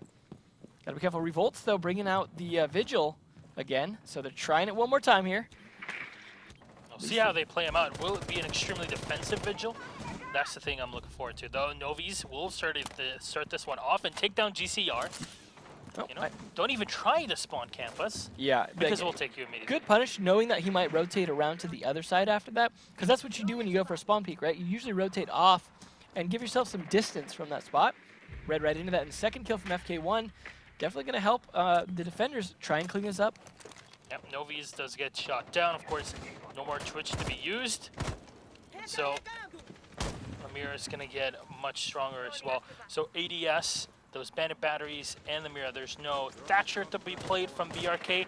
This makes it a lot more complicated for them now to push. Yeah, it gives a bit of an advantage to Yuna and spawns. They're going to have to try and force an aggressive Lanchonete here. Yeah, I mean, they already kind of did in GCR in a way, but yeah, that was 2 kills down within the first minute. Was not a great start for either team, Welcome but at least to it kicked Latin things off. America. Yeah, right? Not unusual for this side. So now they're going to have 1 on the glass, though. Despite being not as effective generally as GCR has been, they are way ahead in points here. So even if he's whiffing some shots here, we still could see them easily take this. If they're able to play off the fact that GCR is dead now, that means a lot less roam presence, so they could take a lot more map control. However, Cyber still being cautious nonetheless, not wanting to do that too quickly, despite being a 3-speed. All right, Cyber in control of the top side. At least one part of the bedrooms is all his. PX is joining in for him. Just taking some notes on where the positioning of the reinforcements are, as well as the utility. Cyber just chucking in some flash, excuse me, just to try and take down some ADSs there. Just now they really fill out the position. They have the Hibana with the diffuser, which says to me they're going to go for master bedroom push here. And you see it already opened, but they've got to get some smokes in here, something else going on. And unfortunately, losing Cyber right there means they need Diogo to come in with those smokes. And a Mira shotgun from below was not what you expected to counter you, and that caught him off guard. Yeah. Diogo, though, is at least trading it back. There's that Capitao we need. And Diogo, as we're saying, gets 1 and leaves. Oh, there we go. Okay, Spawn's running in with the Bandit taking down 1, so no more glass to play around with. And those smokes suddenly become basically useless, and PX taking... What? Oh, okay, team damage should not be happening there. All right. I think that was a misfire, managed to hit. Maybe he hit him in the back, actually. Nonetheless, hits him in the back for sure that time. Now 1 versus 2, Diogo moving in, checking the bedroom, and will get taken down by Revolt. Says, obviously, he is playing the Vigil, and the ERG just cloaks him off the drones, and any drones that they really used around 30 seconds ago. Yeah. Still was more than enough to clean them up. Trying to fight from that one direction right there with the Capitao and Hibana was literally playing with fire. They should have at least had one go flank around from the other side, because you saw them, like I probably hit him with the first fire arrow. He probably went to shoot it, and the Hibana ran right in front, got hit by the arrow, which makes it spawn the fire right at his feet. A situation like that is unfortunate because he can't push in through the door. He can only go back, and he's going to go back right into Capitao, who then shoots him in the back of the head. So unfortunate, Capitao was not only late, he did get 1 kill, but not only late, but he also killed his teammate. And losing the Glaz there, as you said, Glaz should have been able to just sit there, and they should have been able to push from the other side and had the Capitao smoke off the double bunks there for that plant through the master bedroom, because they had it open. It just was, and maybe they were just too cautious about doing that because of the Mira down from below with a shotgun. They decided, oh, maybe this is risky to go in from that way. We need to push from the other way. But 2 people, not the right way to play it. Unfortunately, cost them their chance at stopping this map here at 5-1. Still, they've got a 2-point lead, though, more than enough time to make up for that. And Yuna back on that blitz. Could try and do that. I think the previous round really relied on Yuna getting the kill on the glass. Yeah. Taking him out means that BRK do not have anybody to just hold off the hallway and, split push. Yeah, that really fell apart because of that. But also, I think Capitao needed to be up there a little bit earlier to try and get that push going in, because Mira might not have been able to get that shotgun kill without being able to see as clearly through the smoke, although it's hard to say. Could have seen some feet maybe go through that smoke. All right, well, now Lanchonete, as you're saying, going for Yuna on the blitz. Really want to see how he plays it up, because previously on this sort of attack, it did not work out at all for him. And GCR, because that slide can kill you. Yeah. That slide, it happens sometimes if you get on an odd angle on that slope, and you just fall all the way down and die. It looked like he was being a little cautious for that reason. I think we were casting that game where it actually happened. I think, that was a long time ago. But fun times. Yuna moving in here with the blitz, trying to find somebody near the white stairs in the back. A lot of gunfire going off, but no one's dying just yet as they're trying to clear out the roamers, it sounds like. Yuna going to be the face of that as he pushes in. He's done his job for most of it. He's going to push upstairs now. FK1 doing some droning to help him out with that, to see what's on the other side of his push, give him some idea what he's walking into. As I said, going up with that shield right there, pretty nice for the white stairs, but the obviously counter to that being smoke. There's your first kill. Revolts gets kill number 1, and even the second from GCR. Lanchonete are coming back hard into this game. Both the Bandit and the Ella have been shot down, and PX sets up his second hero wall as 1 jumps right. What? Diogo again? Diogo, no! Kicks down to 1. He's getting a talking to after this game. I don't think there was any communication telling him, oh, I'm going to just, you know, shotgun and drop down from behind, and he thought it was an opponent. Now it's 5v2. They've certainly given up their lead. We're looking like this could slowly crawl its way towards overtime at this rate. Unfortunate for them. They might be a little tilted at this point. I know if I was Diogo, shooting those drones would even be hard with how frustrated I'd be. Oh, here we go. Gets shot down by FK1, and PX all on his own. C4 out, can't really do much. And who's going to run right into him? It is Yuna, everybody's favorite blitz. Everybody's favorite blitz. Honestly, there are 2 players in Latin America that really abuse the blitz as much as possible. 1 is Yuna, 2 is Julio. Yeah, Yuna definitely showing why they may be persisting with it. So I'll give him credit for it, continuing to work here. So far, we went from a very nice, comfortable lead for BRK to slowly losing it due to a lot of mistakes here. They really need to kind of take a breath. At this point, if I was them, I would almost hope for a rehost, just to be like, whoa, whoa, whoa, calm down, calm down. This is a situation where, like, you definitely do not want to do that on purpose. Definitely don't do that. No, please don't. Nonetheless, though, they need to kind of take a breath here. They're on attack, right? So they have a moment to breathe because they could do their drones, get some initial drones set up. Unlike defense, they don't have to scramble. So this is the time when you could talk for a second, think things out, call out what you see in terms of the defenders. Whoever the shot caller is on the team, the IGL, can kind of like, all right, guys, we have this. We just have to win 1 round. We can totally do that. Just calm down, Diogo. Stop shooting your friends. We can make this happen. Primarily, Diogo. Yeah, let's start with that. Let's say it again. Step number 1, Diogo, stop shooting your friends. Step number 2, shoot the other people instead. He is back on that Capitao, though, and I imagine he will try and not shoot fire into people's backs and make this happen. So they gotta be careful. Revolt's trying the Vigil for a 3rd time, but hey, they're actually coming back, so I will not knock it. It seems to be working to an extent. I think the thing that's going to save Lanchonete here is Revolt's on the Vigil. This is, like, now I'm sold on it. Now I see it. I have seen the light. You're not supposed to see him. Anyways, yeah, I think it's been interesting, nonetheless. So here's the thing. This is an entire setup from BRK to open up through the main hallway, right? So through the main hall. Which means they're probably going to let go of the meeting hall. Yeah, and they're going to have to let go of some of upstairs in the process as well. And, well, the best thing to have in this case is either at least 1 roamer all the way on the top floor, or a Vigil in this case, because you're coming down. You don't really know what's going on. You're relying on your drones. So if timed correctly, having that Scrambler work correctly for Vigil would be very much a game saver. Yeah, because they're definitely going to have to use those drones, like you said. They can't be face-checking this, and they don't have Jackal or something else to be able to solve it, because obviously Jackal can catch him out. That is a good counter to Vigil. However, nothing really happened so far within the first minute. They're really getting into positions.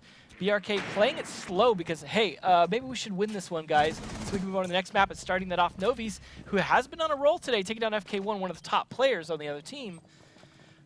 Maybe this could happen, and this could work here if they could just stay calm like this. So far, doing fantastic with that. There we go. Hibana charges are going to get used up. Open it up from schoolroom. And of course, opening up Didn't look reinforced. It was not reinforced, actually.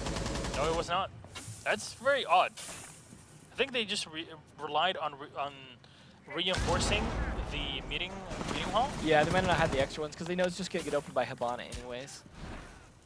Nonetheless, so far, push is starting to come down here. A minute in, or 2 minutes in, minute left. PX has the diffuser right at the bottom of the stairs, and the Glad's got the smokes up. This is the time for the plant to go down. They need to run on in. Novi's gets the kill on Yuna, though. And then just 3 remaining, though. He's right in front of him. The Vigil standing right on the diffuser. Almost saving the day for him. Finally, Spawns will get the kill on 1. But he is the last man alive versus 3. Can he turn this one into a save, as we saw before? Takes down 1, a very low on HP. Rings that Nitro Cell. But can't get the kill. Barely any health left. If he only had saved that C4, it would have been perfect here. All he needs to do is watch the diffuser. An important part is Diogo setting up with the Capitao. Needs to get up top and already use those crossbow bolts. But no, they're going to be running in. I think this can be a very big mistake. He goes in for the first one and then just falls back. 13 seconds on the clock. Moving right in. Spawns goes in, but the double peek. Cyber picks him up, and BRK will take map number 2 narrowly at 5-3. This was a much more exciting map than first one. Absolutely. I mean, definitely more of a comeback there, as well as it being one more round, at least longer, it being 5-3 versus 5-2. Nonetheless, though, we saw a lot of mistakes during that round even between the teams, but in the end, they came out ahead. Spawn's nearly making it work, though, using that mirror window that was still up, thankfully. That was his big saving grace. Unfortunately for him, he was up against too much there. Capita didn't even have his bolts going, and that could have even made it that much harder, so it was a very valiant second attempt for Spawns to try and clutch that out, but nonetheless. Yep, let's check out the highlights just to make sure where Spawns and his team, well, really went wrong, if you will, at some point. And there was an attempt here at a run out. Unfortunately, it did not really work out at all. Novi's, I wouldn't say he was necessarily my MVP, but I felt like he played so much better on this map than what I was criticizing him for before. He was not doing, and Yuna didn't always work, but when it worked for Yuna on that shield. Great round for BRK, that one. Spawns with his first clutch attempt here. Going ham, got a 4K that round. Unfortunately for him, not an ace. Trading it, unfortunately, here at the end. Look at the amount of angles that Spawns needs to look through, and he immediately goes for the headshot and cleans up the Habana. Oh, there was that unfortunate round there. Diogo, the start of the downfall for BRK for a moment before coming back and winning it in the end. There, the Vigil almost surviving at the end. Unfortunately, it was not enough to clean up the round, and we saw Spawns even on the Bandit, as you're saying, was not ready for it. So, we end up in a 1-1 after the first 2 maps. Means we're going to see at least 4 maps, if not 5. So it's definitely possible to go all the way on map number 5. So, let us take a quick break because we're going to switch around. We're going to take a night off, if you will. Watch the games from the other side of the studio whilst Kicks and Interrobang come in here and finish off this game. Hopefully, it'll be as exciting all throughout as it has been during the stream. I hope it goes all 5. All right, so that is it from us. Remember, this is a best of 5, potentially 3 more maps coming in. We'll be back in just a bit.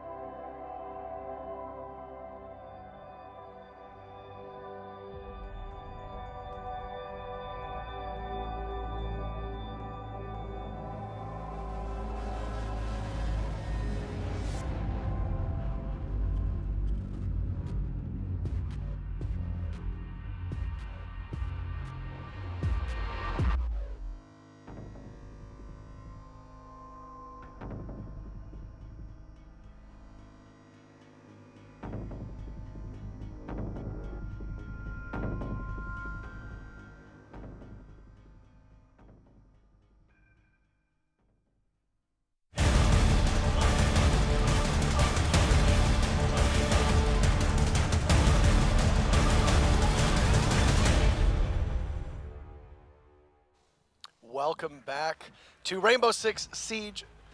We are doing the Rainbow Six Invitational Playoff Finals for LATAM Latin America. My name is Parker Intero Mackay, and I am joined, as always, by Michael Kickstar Stockley. Well, not as always. That's true yesterday. As sometimes. As most times. Most times. Most times. And we are doing a pickup here from the BRK and Lanchonete match. It's going to be 1-1 so far, and the map we'll be picking up after, once we start up again, is going to be Chalet. A very close attempt at a comeback that we just witnessed from Lanchonete, from Lanchonete, but ultimately wasn't enough. No, and Diogo on BRK was certainly trying his best. Diogo to ensure that it went the distance. Yeah, Diogo had some unfortunate TKs in that match. The fire arrow and then just shooting his teammate for no conceivable reason, but it's okay. It happens. Yes. We all make mistakes in the heat of the moment, and I mean, when you're losing so many rounds over and over and over again, it can really get to you. Right. I mean, that was 3 rounds in a row for Lanchonete. So you have to expect he was thinking to himself, okay, I need to hit all the shots. I need to hit him fast, and he certainly did onto that falling smoke. But it's a teammate, so. Unfortunate. Wrong color. Wrong color. But there was also some other interesting things that happened in that match. We did see Yuna play a lot of blitz. And as we saw Emzo, or we listened to Emzo, he touched on it, is it sometimes worked for him, it sometimes didn't. But it was interesting to see a player so fervently forcing that out. We don't see an operator like Blitz who ultimately brings very little utility, similar to like Vigil, for example, on defense. We don't see that operator often forced out by one specific player. Sometimes we'll see it here and there, but seemed to be Yuna's sort of deal, is he just wanted to play Blitz. We saw a lot of him on Blitz yesterday, though, against MyP. So, I mean, or Mype, depending on how you pronounce their name. Right. And he was using it a lot. And I mean, in Latin America as a region, we also see a lot of Blitz on Oregon. Of course, I feel that the way that Oregon is built as a map, not a lot of opportunities for you to attack from above or below. It's very easy for Blitz to just kind of tunnel himself in, and you have to take the 1v1 engagement. It's very difficult. And Blitz is a monster in 1v1 right now, especially with the fact that he can gallop, and with the changes to the sights of the pistols, makes it a lot easier for him to secure kills. I mean, if you're coming from like a construction push on the bottom of Oregon, coming in through the tunnel, and somebody holding at the end of the defender side of tunnel, then you just, kind of shift W into them. There's not much they can really do about it, and it's hard for them to get a crossfire because it's just an overall bad situation. But so Clubhouse did end up going in favor of Lanchonete. If you did not get to catch that, Oregon went in favor of BRK, but it was so close to being a Lanchonete comeback. It was, BRK up 4 rounds, and then 3 in a row from Lanchonete, inches away from overtime. They could have had that last round too. I mean, even if the Bandit had 1 HP, he still had a mirror window. It's just, unfortunately for him, BRK came together in the last couple seconds and managed that comeback. It's nice that we've already had a competitive start, though. That's really good. You don't want to find yourself in a situation where these are, a blowout, especially in the finals. And of course, this is a big, impactful game. The winner goes to the Invitational in Montreal. BRK, as an organization, has been to a number of lands, but they've been around. With this roster, not necessarily. And then as for Lanchonete, or Lanchonete, depending on how we pronounce it on a whim, most of their players, to the best of the knowledge, most of their players, if not all of their players, have never actually been to a pro league LAN. They have been to LAN in Brazil, in their home country, but never representing on pro league. I could be wrong. They've been around. Revolts and Yuna and Spawns, those 3, I mean, especially. FK and GCR are no slouches either, but overall, they've been in competition for a good long time. So it's possible if we're not recollecting at this moment. But we are going to get into the map. It's map number 3 here in this best of 5, and it will be Chalet as we load up. Predictions here for both of these teams and the way they've played. We saw Clubhouse, and then we saw Oregon. When you see Chalet, what is your call? Honestly, if BRK lost on their map pick, which was Clubhouse, and then Lanchonete lost on their pick, which was Oregon. So honestly, I don't know. It could be the case that this goes in favor of Lanchonete, considering this is BRK's pick, or maybe this is actually what BRK really wanted to get themselves to. I mean, in a best of 5, you have so many more options, so you would think that your first picks are your most preferred maps, but clearly that's not the case in this situation. Now, we are going to see right off the bat BRK defending the bar and gaming room, which is kind of an interesting. Honestly, it's not interesting anymore. This is seemingly the new sort of deal on on Chalet. No team doesn't know how to defend and attack a bar these days. It seems to have really forced its way into the meta, and it's a good bomb site, definitely. But Intero, what's your stance? What do you think about how this map's going to go? This region as a whole tends to really favor bar gaming. I think we've seen that a couple times from Latin America, and I like it because, I mean, Chalet usually referred to as only really 2 viable bomb sites. You know, bar gaming is a mixed bag depending on the teams you're playing against. Bedroom is almost always undefendable for the most part. Yeah. So you wind up in a situation where, similar to some of the sites that we see on Border, similar to a rear tower or rear stage and tower hold in Oregon as well, it's possible to make it work. Now, there were a couple teams, if I recall correctly, in the Italian tourney as well, that always went bar gaming, and they never went to the basement. So I think we're starting to see it become more commonplace than before, and that could be in part due to the way that traps work and pushing people out and preventing them from being able to get on site. Could be. It could also be partly because of the fact that Lanchonete right now has spent an entire minute doing about nothing. They've got the positions, they've got that main lobby balcony, as well as the radio tower, so they're just waiting for something to shoot. But unluckily for Lanchonete, we are not seeing BRK get aggressive. We are not seeing them look for kills. They are simply waiting, and rightfully so, as it almost comes up on the half-round mark. Look at how close the Ying is getting to the site, encroaching upon the double doors, and Lanchonete apparently tries to shoot a camera for the second time, which it looked like they'd already gotten. Spawns way far out.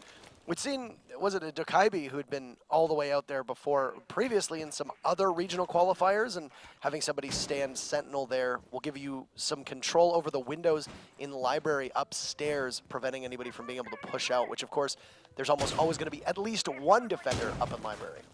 And in this case, we have 2.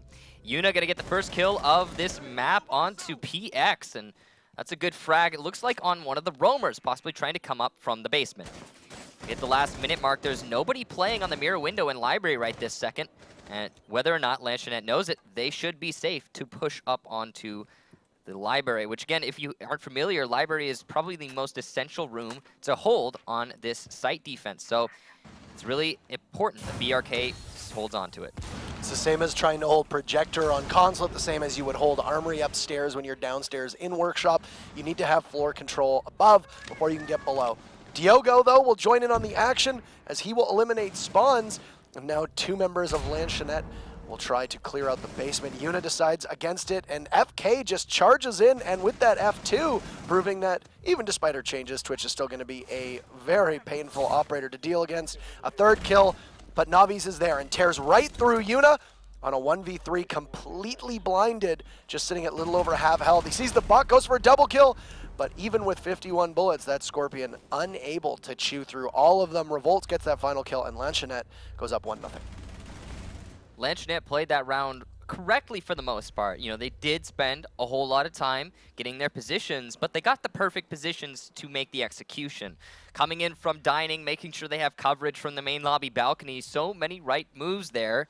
And ultimately, as soon as FK1 got into that position in the hallway outside of a library, those library defenders were unable to deal with the F2, one of the most feared attacking weapons.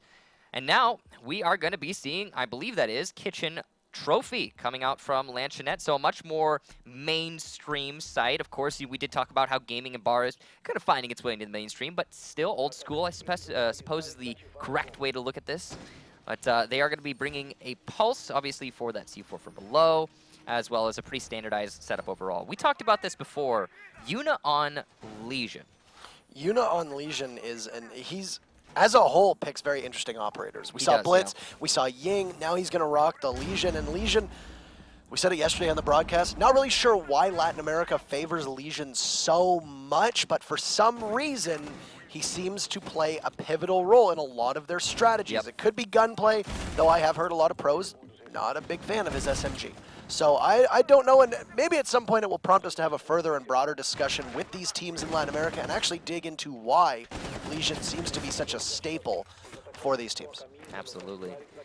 Now, Buck brought from one, that's obviously going to be for that vertical pressure once the attackers take control over the top floor, which is almost always the priority when the defense is inside of Kitchen Trophy. They're going to have to contest with FK, and I believe that is Yuna upstairs. We'll see once they manage to get there, though. They're going to start with a downstairs push, it looks like. One going to be looking to grenade the trophy player from underneath. That's a very good use of Buck as well. Even if you don't hit the nades, you can simply open up all of B-Bomb site's floor and deny any anchorage.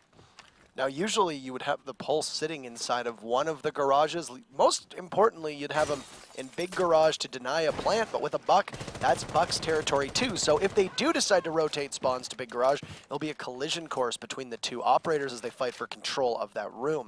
They'll flash up just onto the second floor outside of library as they manage to now clear out all of that.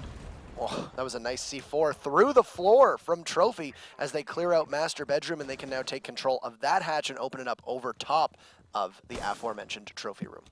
Now BRK slowly pushing their way into the top floor. GCR is going to take out Navi's with a nice headshot using Ella elsewhere. FK and Cyber now having a bit of a standoff. Cyber going to be playing really close to the barrel there as he pushes his way further deep into the balcony. Looks like the Buck was positioned upstairs rather than going from below. They're going to have him tear the floor apart from master bedroom. Not going to question, or an office rather, not going to question that use of Buck, because we do see Buck inside of that main office quite a bit. You could do either or. That's the beauty of Buck. Sledge limits you to going upstairs. Buck allows you to do whatever you want. Vaults in there from Cyber. Gonna eventually die to FK. Good positioning behind the trophy there from FK. And an excellent roam so far as he only has a minute left in the round and has successfully denied the top floor for now.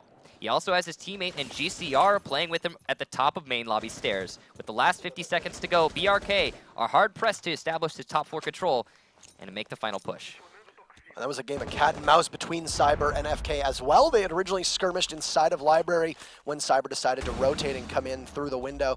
FK had repositioned and was there to catch them. Now, they still have the Ella of GCR up top as well. Eliminate one, and that was the Buck, who looked like he was trying to move back inside of Master. And finally, BRK gets on the board as that AR-33 of Diogo eliminates GCR. So you've lost your Ella, but that's about it. And now the Pulse goes down too, so Diogo doing a great job of finding and clearing out the roamers. What? And he is firmly in sight, but does not hold the diffuser. PX does. He'll dive in, get hit by the Legion Mine, gets traded off by Diogo, and they'll have to go for a plant right now with just 5 seconds. It's all up to FK to jump down. He's trying to make some noise to try and prevent the plant. A nice gas grenade from Revolts will take out PX, and FK doing the rest of the work on the Diogo, and Lanchonete is now up 2-0. So we have, this is what we're talking about, we have seen for the most part in this matchup a round streak sort of deal. On Clubhouse, it was the first 2 rounds in favor of BRK. Then Lanchonete won out 5 rounds in a row to win the map.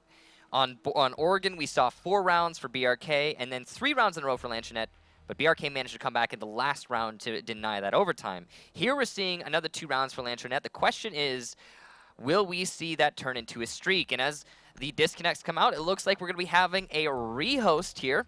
So no big deal. We'll get back into the action as soon as possible. The score will be 0-2 still in favor of Lanchonete.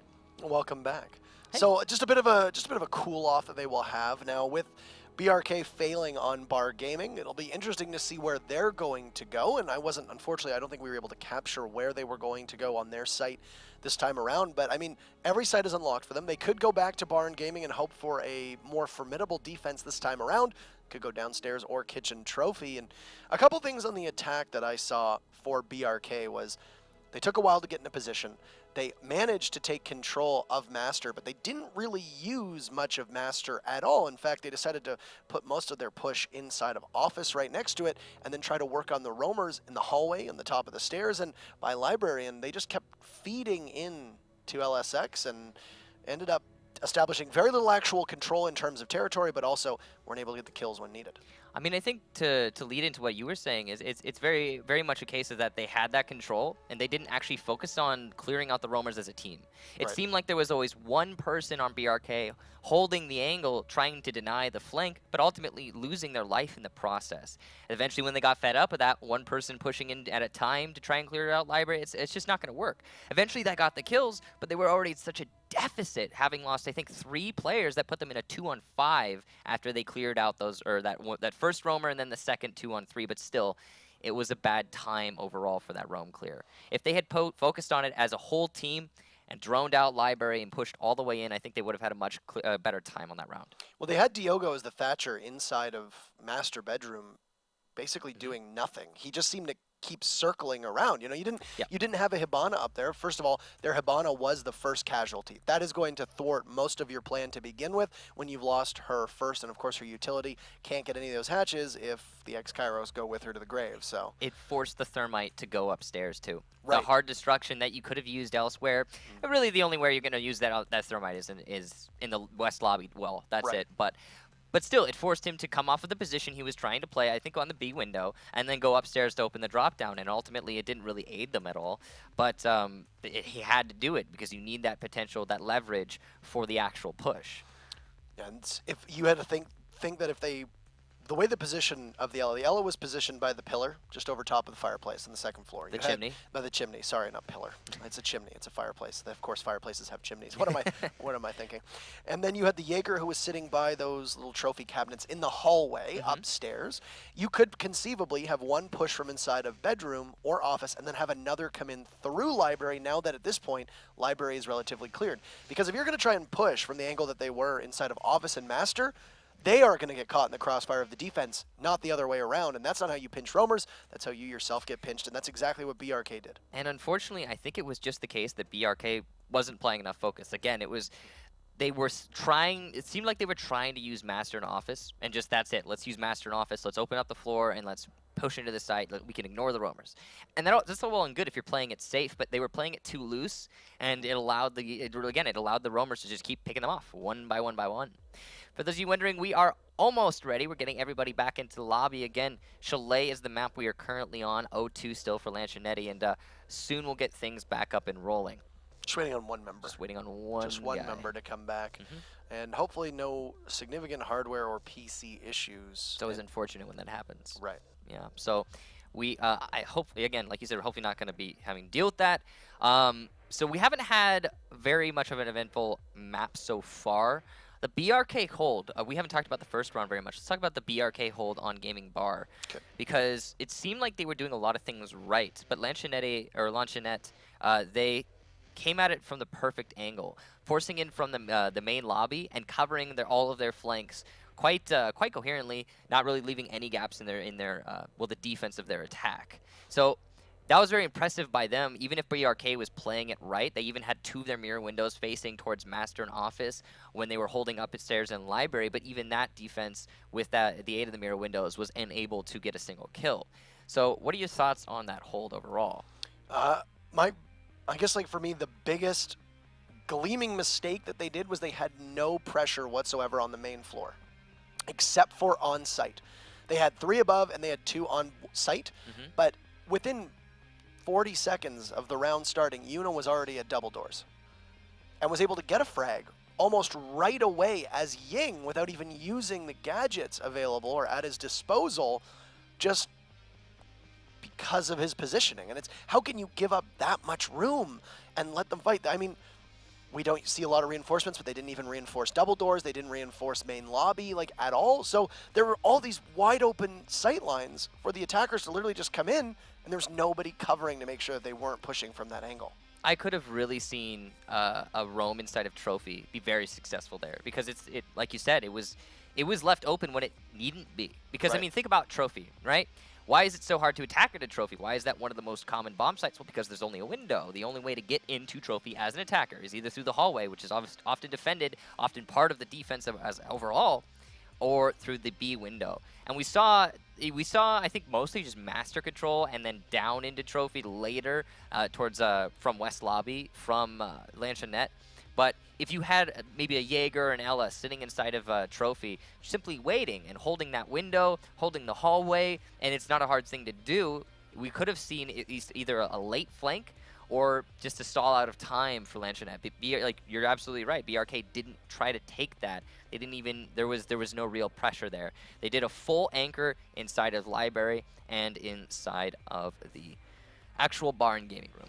Yeah, usually you'd see a 3-speed, be it a Jaeger, be it an Ella, inside of Trophy, or at very minimum at the bottom of the stairs in West Main so that they could come up and be able to push through that way. And we saw there wasn't a lot of pressure. It was basically just on site and then upstairs. But with that said, it does look like we're going to load into Chalet, and we're going to head back. It was 2-0 in favor of LSX. That is the team over my left shoulder here that I am cupping the logo of, and BRK looking to battle back. This is also BRK's matchup, and as you can see between us, they're all tied up 1-1. So we'll go right into the game, and we'll show you how it's going to go from round 3 onwards. It should be pretty exciting. Oh, absolutely.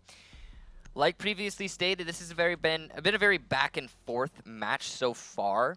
Often the score goes in streaks.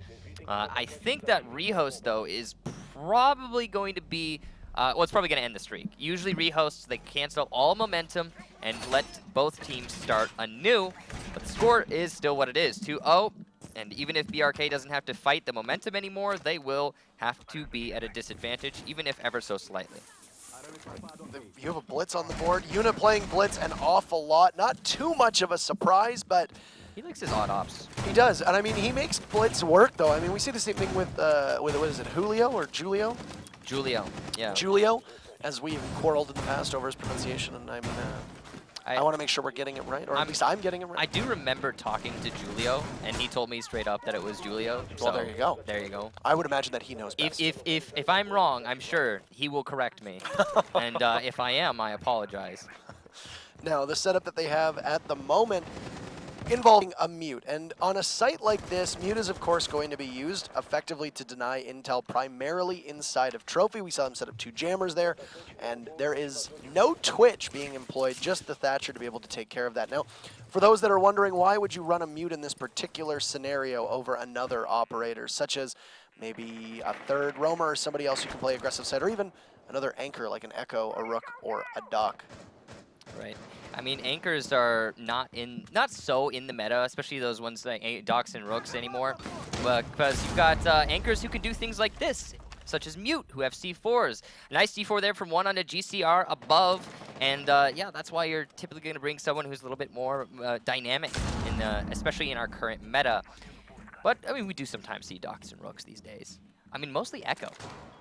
Blitz will gallop in through through the master bedroom into the hallway from above. They'll manage to snag that Valkyrie cam, which will just be some information deprived from the defenders, but not too much, as they still have a pulse working inside a kitchen to do the duty up top, and most importantly, in front of kitchen as well. And the longer that pulse is around for, the more of a problem it's going to be. But using that long sightline, FK able to trade off Navis after they had lost GCR just a couple minutes ago. Spawns has taken some significant damage, but still hangs on, as it looks like they're going to try to push, or maybe even go for a drop from above. The real question is, could Blitz survive a hot drop? It's the mute of 1 inside of Trophy right now trying to hold them off, and he does not have a Nitro Cell as he used it earlier on. At least he managed to get a kill from it, but it was not going to be against the shield, which is generally where you want that C4 to land, so you don't have to deal with somebody, well, blitzing right into your face. Now, Revolt's outside the main lobby is trying to use that drone hole to find the player inside of Dining, but is unable to so far. Yuna looking to drop, and he will be, I think, laying down some smokes. Diogo's going to get spawned, though, as he attempts to go into the kitchen. That was very little left of that Ash, but Diogo lost some of his health, too. The Blitz comes right in and manages to finish off 1. And look at that shield putting in significant work. Though it is the Pulse who runs in, and he'll get blinded completely. Yuna, a double kill. And now you can see the smoke trying to get onto site, too. He will run into Yuna. What? Yuna manages to somehow, oh, he doesn't take him down, but gets traded off by Cyber from behind, as it was Revolts who gets the kill, and now it's all up to Cyber. A 1v1 Revolts, very vulnerable for the next 7 seconds. He does not stick the landing whatsoever. He knows that Cyber is down and tries to land a shot. He'll soften up that Hibana, but a nice dipsy doodle by Revolts as he prevails, and Lanchonete takes the round. And despite the momentum shift, it is going to be 3-0 now. Very impressive there from Lanchonete. It did seem like it was going to be a BRK round. I mean, you saw Yuna perfectly force out Trophy and use his smokes to cut off Dining as he forced it out. But at the same time, what was that shield put away? Like his shield did not get melee'd. He just kind of put it away. What? It looked like when the smoke dropped, he might have melee'd the shield. But he didn't melee it so hard that it got put on his back, did he? I have no idea. Maybe he Captain America threw it. I don't know. Oh, that could have been it. That Yeah, could have that's been possible. That could be in the mid-season reinforcements. Blitz can now throw his shield. Must have been a fat finger, to be honest. It had to have been it. I'm not entirely certain what happened, but I mean, it made him very exposed. It was good that Revolts was there to get the cleanup kill onto the smoke, because it looked like Yuna was very vulnerable, but Yuna didn't last very long shortly thereafter, right? Because Cyber was able to get that kill from above, and honestly, now it's going to put them up 3-0. I'm a little surprised at the way the Cyber handled that last little bit of the situation there, or even by the way the Habana handled it too, because instead of going for a plant, which he probably easily could have done, he tried to force out the kill, which meant that if Valkyrie had simply waited, it would have gone differently. I don't know. Both players trying to outplay each other, ultimately making the mistake of playing into each other. And it all came down to aim, as we so often see it happen here in Latin America. It looked like Yuna almost took the head off of the Jaeger of FK on his team, as well as he was just trying to do some, I guess, some renovation work downstairs on that wall. But situated from above, Basement is that's the first time we will see Basement come out, as they will guard Wine Cellar and Snowmobile Garage, and yikes. Hardcore from Cyber, yielding him a kill, pardon. And that's a nice shot too, and FK, that was not a very well advised plan for him, but regardless, BRK takes the early man count with lots of time to spare for them, and not even contested. They'll also get Snowmobile Garage as well. You can see from the defenders, they did not run a Bandit nor a Mute, so there really wasn't anything there to prevent that breach, and get the breach off they did. That's good timing from BRK to be able to get to that Snowmobile Garage. The only issue is going to be that mirror window staring right at them from inside of Wine. And another kill here from BRK onto GCR. Great job from Navi's clearing out the roam inside of Trophy.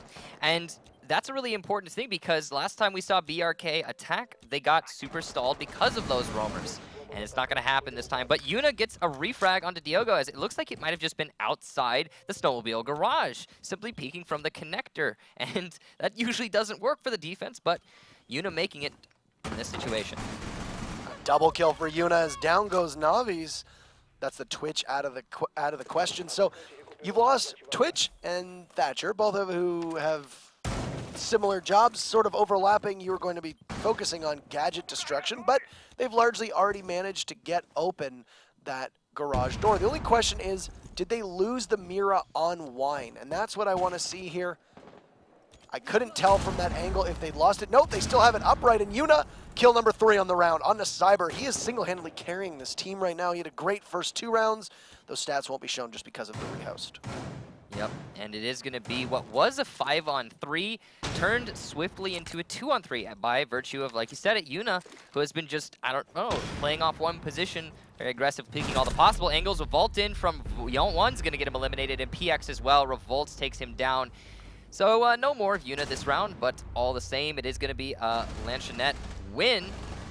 And a bit of a streak here, as we are on match point already of Chalet. So, by the way, I feel like this is worth saying. This is BRK's map, and they are now down 4 rounds. The previous map was Lanchonete's map, and they lost that. The previous map was Clubhouse. That was BRK's map, and BRK lost that. So nobody has won their map preference yet. Not one. This would be a big upswing for the team that is currently assembled as Lanchonete, because we said yesterday, and for those that weren't tuned in, the core of this team is Pain Gaming. Yuna, Revolts, and Spawns all came from Pain Gaming. They finished 7th, if I recall correctly, in Latin America last season, managed to stave off being relegated, and now are back in Pro League. The other 2 members, FK1 and GCR, came from a team called INTZ, INTS, which did finish 8th in Latin America last season, and did get relegated. So the core of this team is doing quite well, all things considered, or at least in relation to where they finished last season. And we've been seeing a whole bunch of that through the qualifiers. Teams that you wouldn't expect to do as well as they are doing, well, do very well. And, you know, for example, Era and Reckless, who made it all the way into the finals for North America. Not a lot of people were counting them as the final contenders, but that's where they found themselves. So it does seem to be that the qualifiers for this Invitational have been not necessarily an upset sort of city or anything like that, just lots of abnormalities in terms of typical Siege esports. Yeah, that's part of the beauty of the bracket itself and the way that it plays is that expect the unexpected. And I mean, that's good. That's good for us because it always lends exciting matches because you really don't actually know how it's going to go. It's kind of boring if everything goes according to plan, so to speak. Yeah. So outside of the norm and something that isn't routine is, of course, always wonderful to see. Now, heading into this round, we've gotten into just over 30 seconds into round number 3. We are on match point, even though it doesn't say it at the top, because it is 4-0. So it's going to be up to Lanchonete to close this one out, and then we'll await map number 4, which is going to be Oregon. I thought we just played Oregon. Oh, yeah, no, we did just play Oregon. I guess I have it written down wrong. Unless we're going to go back. Yeah, we'll go back to Oregon. We'll do Oregon another twice. Oregon. Okay. So with that said,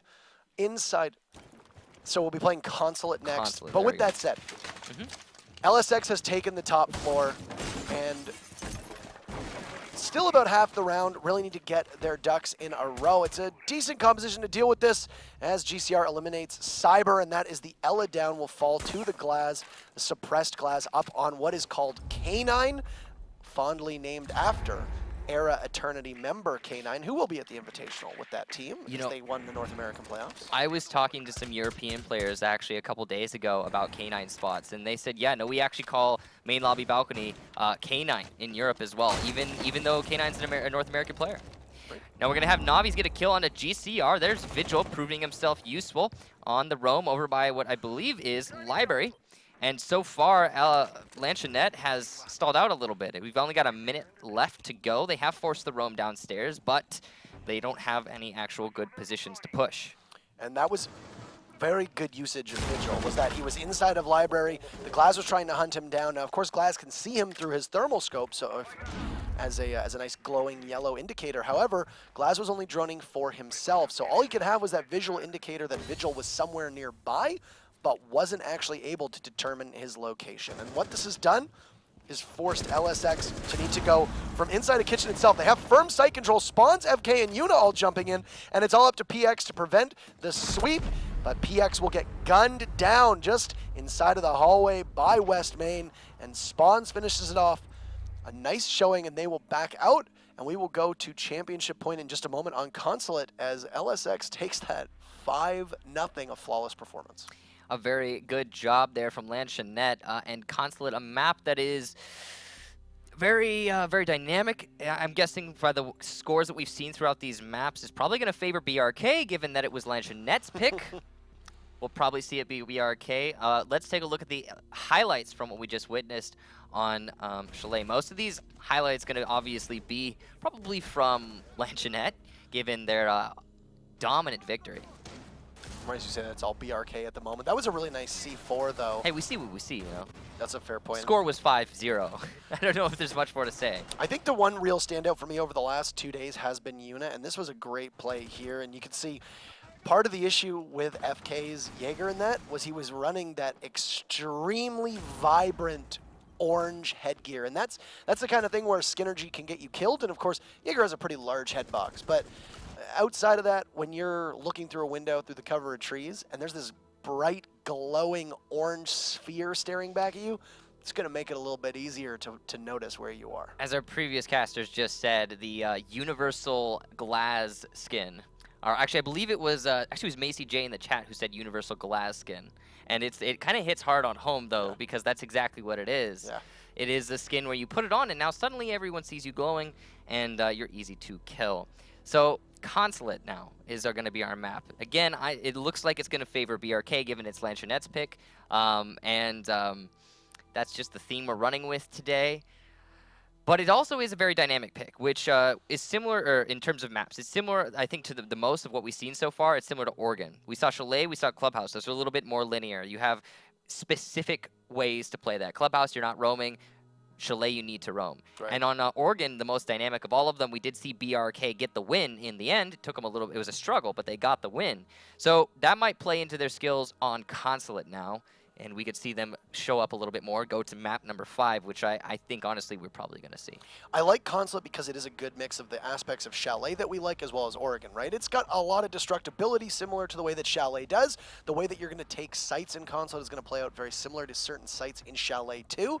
But with Oregon, it's also got some smaller and narrow corridors where there are a bit more room heavy. Chalet, very, very open. You can rotate for a long period of time. Consulate, you have to work a little harder to make sure that those rotates are happening, be it through impacts or through hatches themselves. So it's going to be interesting to see how these teams stack up. And Lanchonete did well on Oregon, obviously not well enough to prevail, but we also saw LSX do extremely well on Oregon yesterday when they played MyP2. So could have just been a bad day for them, you're not sure, but I don't know if we're going to see a 5th map. Obviously, we hope so. I hope so. We saw Lanchonete get really close on Oregon.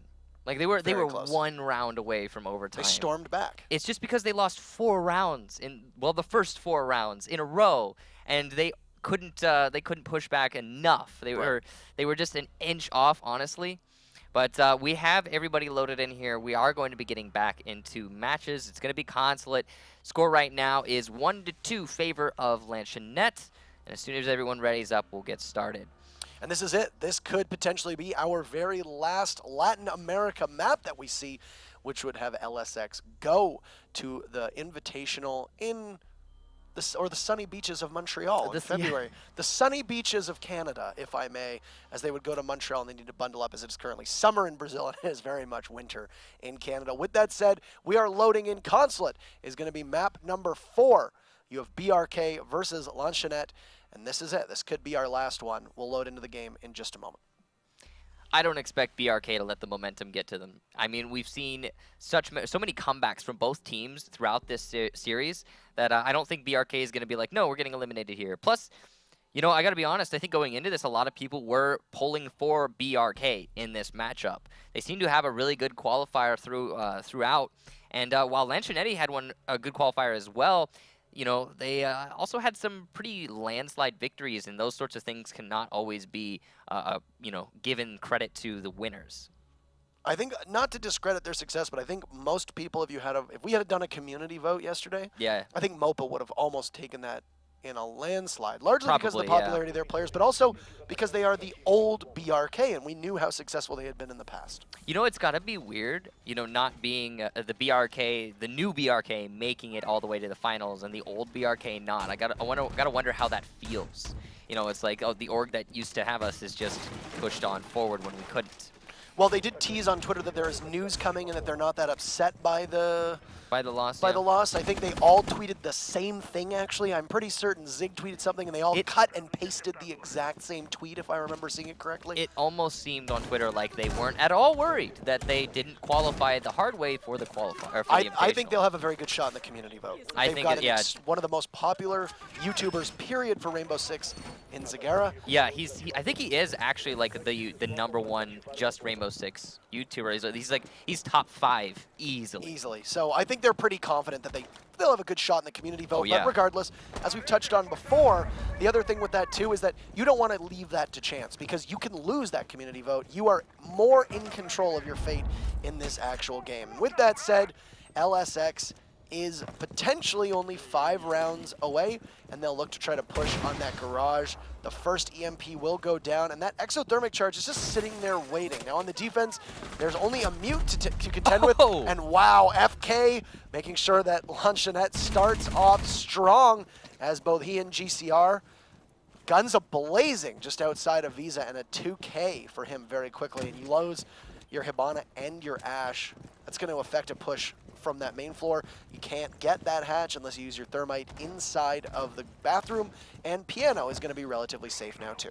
No, it's interesting. BRK opened up the garage wall and then started to fall off it. Now they're all the way back, and it seems like a bit of a dance here for BRK. I don't think they were expecting to lose 2 operators. I think their plan was to push the back halls, the locker hall of this site.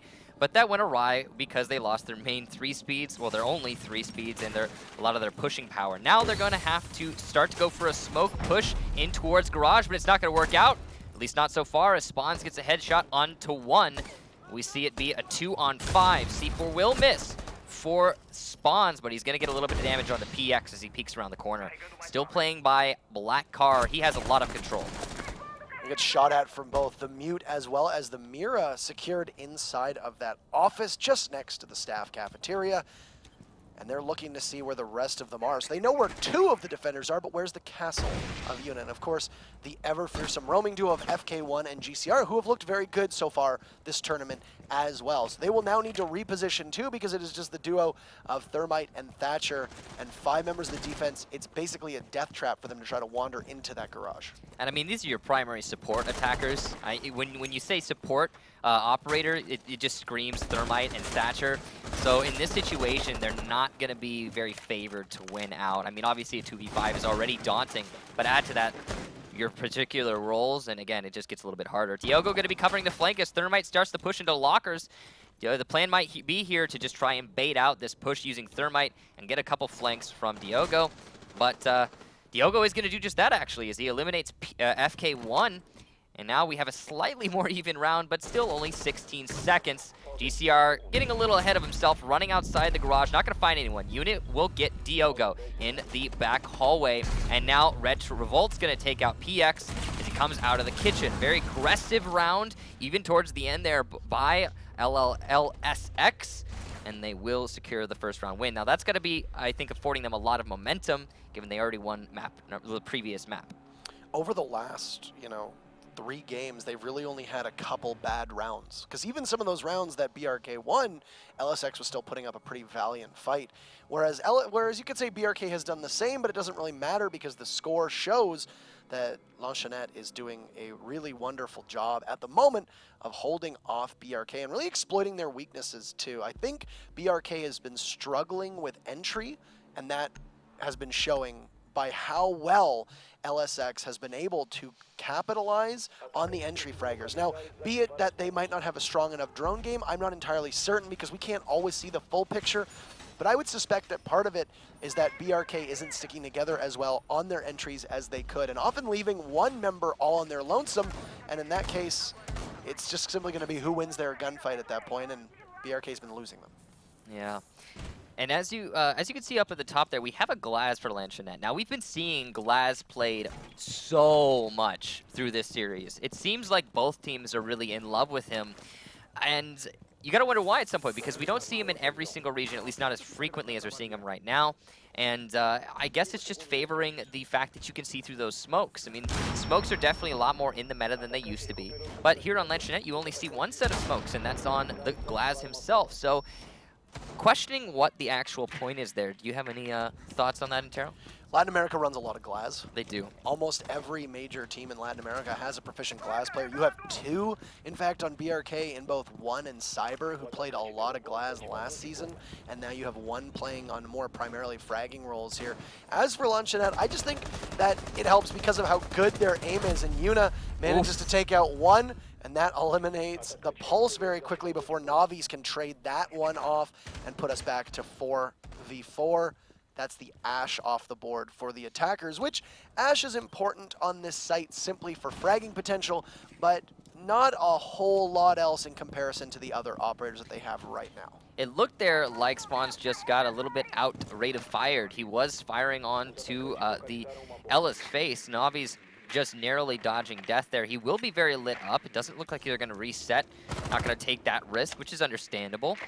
But yeah, a very close one there for Spawns. And you can see the fabled Glaz from GCR repelling on the B windows. Just going to go up to the roof, and I guess the push might be shifting to another part of the map. But there doesn't seem to be any specific focus so far from Lanchonete. They only have a minute and a half, and they're going to need probably 2 members of their team to take care of that smoke on top of Yellow. Now, they don't have a Jaeger, so there is no ADS there, so Sledge could theoretically get a nice grenade off if he wanted to. Usually you will see a member of the defense hold on Yellow, and they'll do so with an ADS or 2 to prevent being flashed or pushed with frags. And take a look at that. That was one frag that was set up, and another will go, but Diogo near misses. Still has just under half of his health left, and there are no frags left on the buck. That was a good call, and they must have heard you, but unfortunately, it just wasn't enough. Now, with the last minute, LSX, they still haven't really accomplished anything overall. Sure, they got one, but now they have no route to pressure. And as GCR misses a couple very important shots on inexplicably on Inavis, that's going to allow Diogo to get a kill onto Yuna in the last 40 seconds. The push is finally coming here from Lanchonete. And PX is the only member at the moment of the defense who is of full health. It's only going to take one shot to eliminate most of them. As Cyber eliminates FK, it's all up to GCR and Revolt. They will get pushed out by the smoke. GCR sees the Ela rotate into the stairwell of Yellow, and that smoke is still just holding there. They're going to see if the Ela can peek around the corner. GCR makes it look really easy. Only needs a sliver of Ela to take out what was left of her, and now can conceivably try to push in. The main obstacle will be that smoke inside of Yellow, but he's going to go for it and hope that the SMG-11 can't do its job sufficiently. However, it does. Revolts now takes down PX, and it's all up to the Hibana. It's the smoke left who just needs to hide, and he's going to run out of time, and BRK manages to stop the bleeding. That was 6 rounds in a row that they lost before they finally got one of their own. We're tied 1-1. That was honestly it was an impressive round for BRK, sure, but the whole time it looked like Lanchonete was the one in control. They were just too slow. That was the only problem. They took too much trying to establish the angles. BRK played extremely passive, and props to them for that. But Lanchonete always seemed like they were the ones bearing the teeth. They are the ones hunting down BRK despite winning the round, or despite losing the round rather.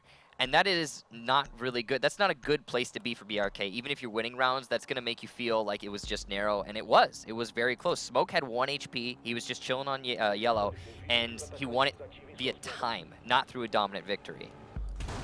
We had right at the beginning of the round as well. It was an unstoppable force meeting an immovable object, and that was the Ashe and Ela colliding very quickly. And, of course, the Ela prevailed on that one. And I think that really helped because you lost the Ashe, and yes, her gadget might not be the most important. She'll be able to open up some walls, maybe take out some barbed wire and help facilitate a quick push onto the site. And simply the fact that you were down one is always going to be a hindrance as well, but it was a good opening burst for BRK, and after that, it did look like it took Lanchonete quite a considerable amount of time to be able to find their footing again. Ultimately, they did find it, but it's just too little too late. Now, we are going to have round number 3, and GCR an aggressive spawn peek out on the front door. Not going to get him anything, unfortunately, for GCR. The Ela recoil can only go so far. It's not going to win you fights from across the map, unfortunately. We could have gotten maybe a headshot if it had been a bit of a different spray, but... Should they buff the rate of fire, you think, on Ela? Give him a couple more points of potential for headshots there? No? No, you don't think so? All right. 5-on-5 still, as we are still in the very first minute of this round. And it's going to be dueling down to those last 20 seconds of minute number 1. I'd like to see how the Capitao is going to work. This is a pretty hardy second floor composition. A lot of smokes available, which will allow them to attack potentially from Skylight, potentially to attack from inside admin, or just simply take console. A lot of times you will see the Capitao posted up on the western windows along with the glass.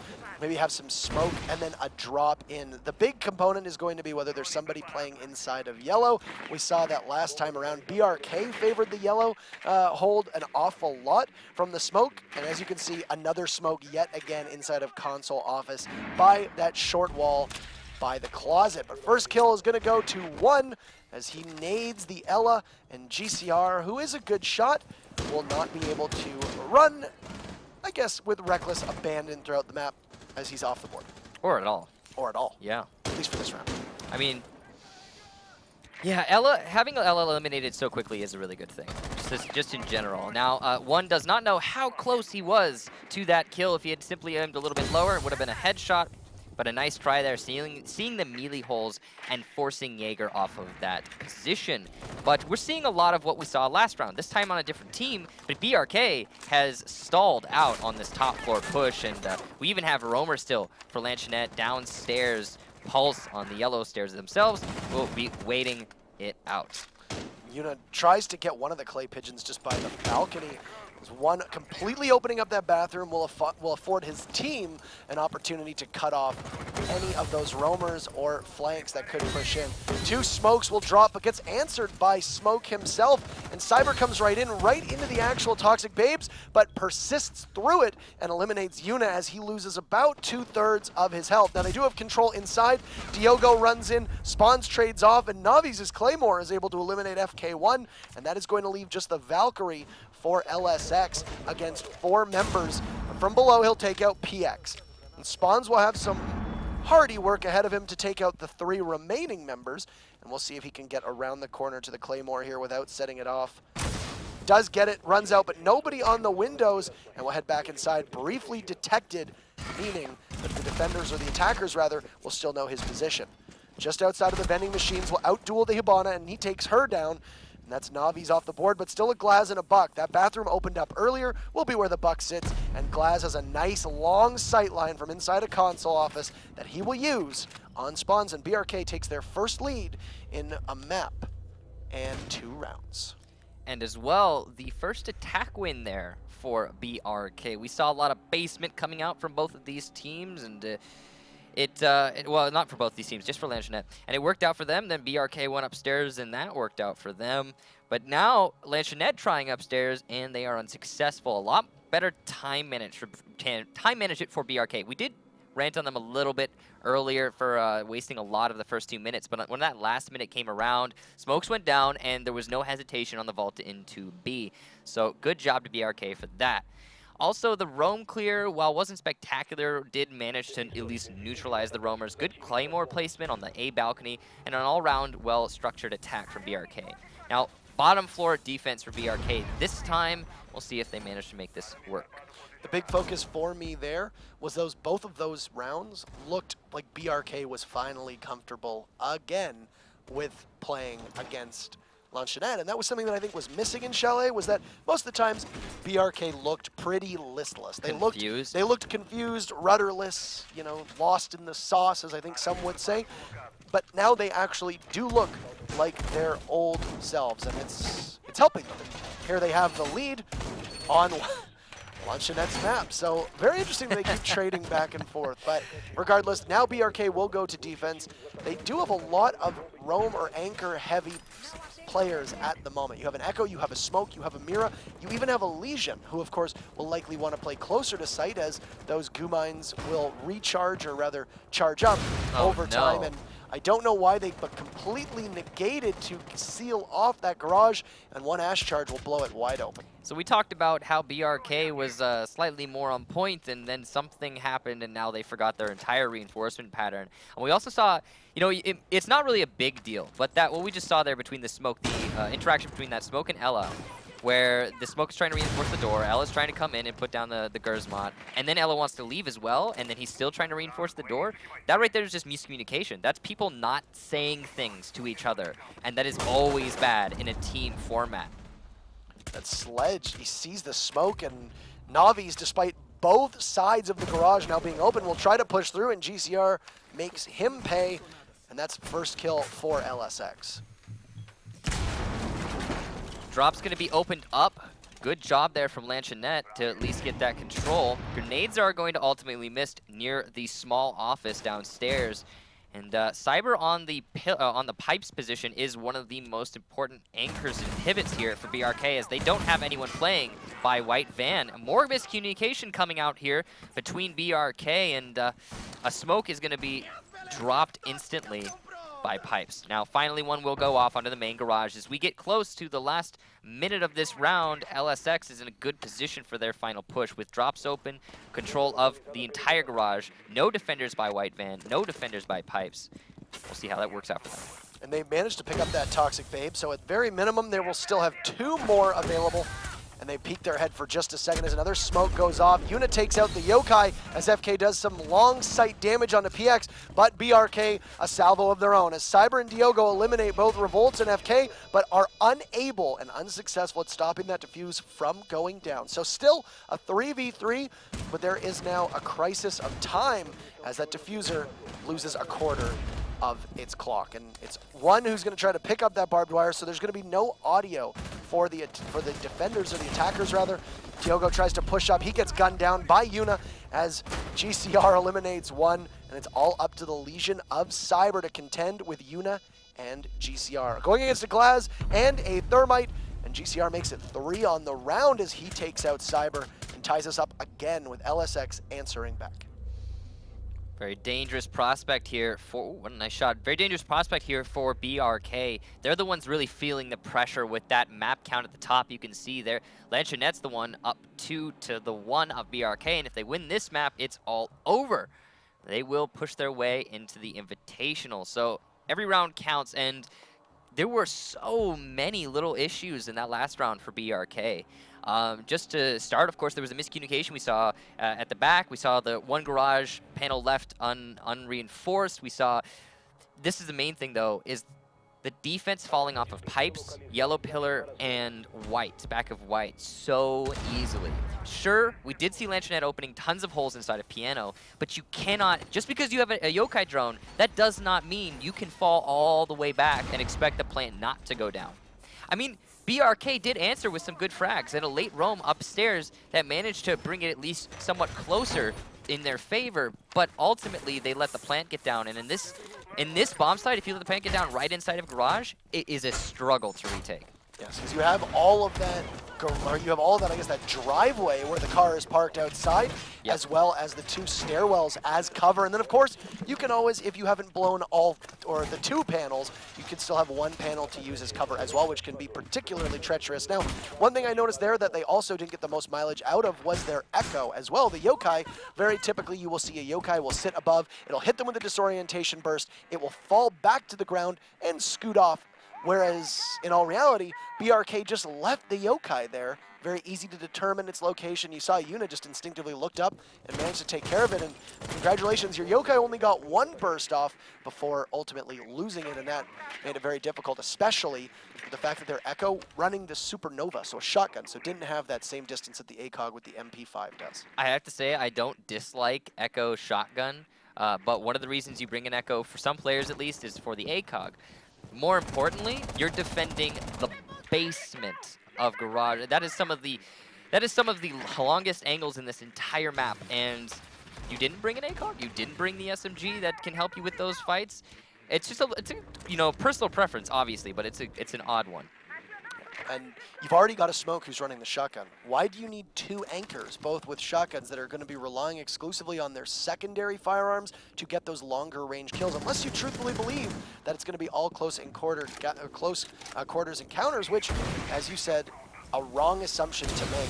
Very easy for BRK to get that exothermic charge off, though, and at least one of the garage panels will blow as they now take pretty firm control of outside just by the panels and on the main floor. The question is, are BRK going to attempt to get panel number 3, or will they just leave it as is?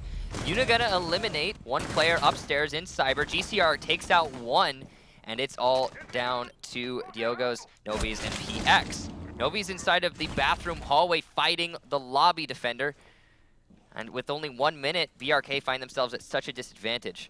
You could potentially timing. Oh, unfortunate there. FK1 gonna come up on Navi's at the perfect moment. Yeah, just almost very difficult not to speak over each other when that happens, because there's that excitement, and we could see it coming that he was trying to fend off GCR and FK coming around, and I really like the roaming duo that we've seen from FK and GCR so far against BRK. It has completely eaten them alive. Now Diogo is going to feed himself to the Lions here as he works his way up, and FK finishes him off as well. That's going to leave it all up to PX, who with that ACOG tries to duel with the Jaeger inside a Piano, but can't land any of the shots, and now PX will get just a couple bursts from GCR. He does hold the diffuser. He'll get run out on, and it spawns the mute on yellow stairs. LSX retakes the lead. With an excellent round, a very aggressive round, trying to get every fight they could find, and honestly getting a lot of lucky kills there as well, not forcing out anything too enthusiastically. Lanchonete seems in commanding lead right now. Now BRK, sure, every round they've won, it seems like they were clearly the victors, except for that defense we saw of the top floor. Overall, a bit of a struggle for BRK, and Lanchonete just walking away with it, I feel. Now BRK, when they went to the basement, map didn't prove to be successful. The only time they defended the second floor, which is console office, they were successful. So that's where they'll go back to, which, if history holds, we could see this tied up again. At least it's a better option, I feel, for BRK. They were able to largely thwart that push based off of the early gun duel, if you recall correctly, between the Ela and the Ash. So if we can get that, again, if we can see that BRK is able to deny one of the early pushes from LSX, that'll bode well in their favor. Because another observation is, if you take a look at the scoreboard, a lot of depth from Lanchonete, but the biggest thing for me is how good LSX has been at getting that first kill, and BRK just doesn't seem to know how to recover when going down one. It does seem like there's a lack of contribution also from certain members on BRK right now. But again, I have to stress, the only time, well, the time that BRK was successful in defense upstairs was due to just time itself. Lanchonete wasting too much of it, and when it came down to the last one-on-one, it was a huge struggle. Gonna be holes opened up here by one to the top of yellow stairs so that they can rotate from top of yellow with a nice vault, although that also means that the other team in Lanchonete can vault from top of yellow if they get that control. So a questionable opened a hole there. I mean, usually what you'll see happen is the bottom part of that wall will get opened up, so you can still control the site from yellow stairs, but it also doesn't hinder you should you lose yellow stairs. And instead, BRK has gone full force and opened up where you can vault in. Incidentally, that's actually what they did in round number 2. If you remember correctly, they had an impact that was blown open onto yellow stairs so that the smoke could stay inside of that. And he did make it to yellow. And he did make it to yellow. The smoke stayed on yellow and didn't have an ADS. If you recall, it was Lanchonete who tried to grenade Diogo but couldn't get him. Now you see it's going to be one who's going to be playing on smoke, and Diogo running the Jaeger himself. And what that really did was it caused a lot of issues for GCR, because as that Glaz tried to push in, he had to contend with two angles, both inside a projector as well as connector, but also, most importantly, that opened up area on yellow. So the big question here is, will Lanchonete get stalled out? And as the run out comes onto what I believe is the Visa doorway, not going to find any targets there. Nice try from Navi's, but seems like Lanchonete is preoccupied elsewhere. They are still getting stalled. And we have a minute 30 now, finally hitting the clock, and Navi's going to be coming back to the side with all the action. Downstairs in the yellow section, he will be looking for some heartbeats. And you can see a perfect throw onto one, but this time they smartly brought an ADS. Now one Mira has been opened up that will allow BNA to connect with each other through that connector, and Cyber running out, he eliminates Yuna, your Thermite down.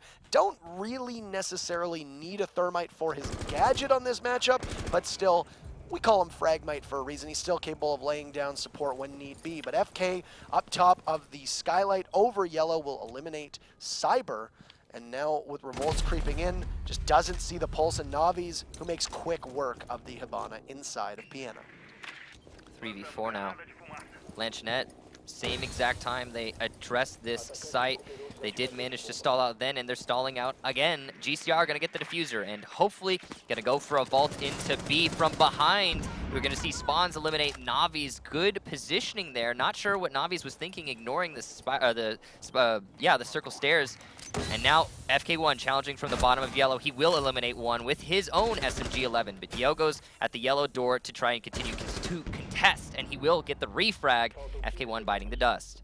2v2 now with only 12 seconds. PX from behind spawns. It's a series of flanks and reception, and the last attacker is planting inside of B. GCR from the CEO desk has to fight two to win it out. Manages to get one on Diogo. Now a one-on-one PX inside the main hallway. Seen inside a connector, and the wide peak is not going to be enough to take down PX. He survives with one single piece of HP. That is exclusively because he is a 3 armor, proving Mira oh so strong, and will defuse, or disable rather, the diffuser, putting it on to 3-3, a back and forth map here. Also, the suppressor.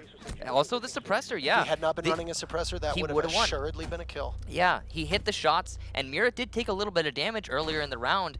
So that reduction of damage from the suppressor, really seeing a lot of pain there. I mean, it's like, for example, I don't know if you guys have seen the patch notes yet, but the patch notes, I think, did see that Ash is going to get a little bit of a damage nerf, only, I think, 2 points of damage. But it will change one thing. I believe the thing that it changes is the amount of body shots it will take to kill a 3 armor is changing from 3 to 2, if I recall correctly.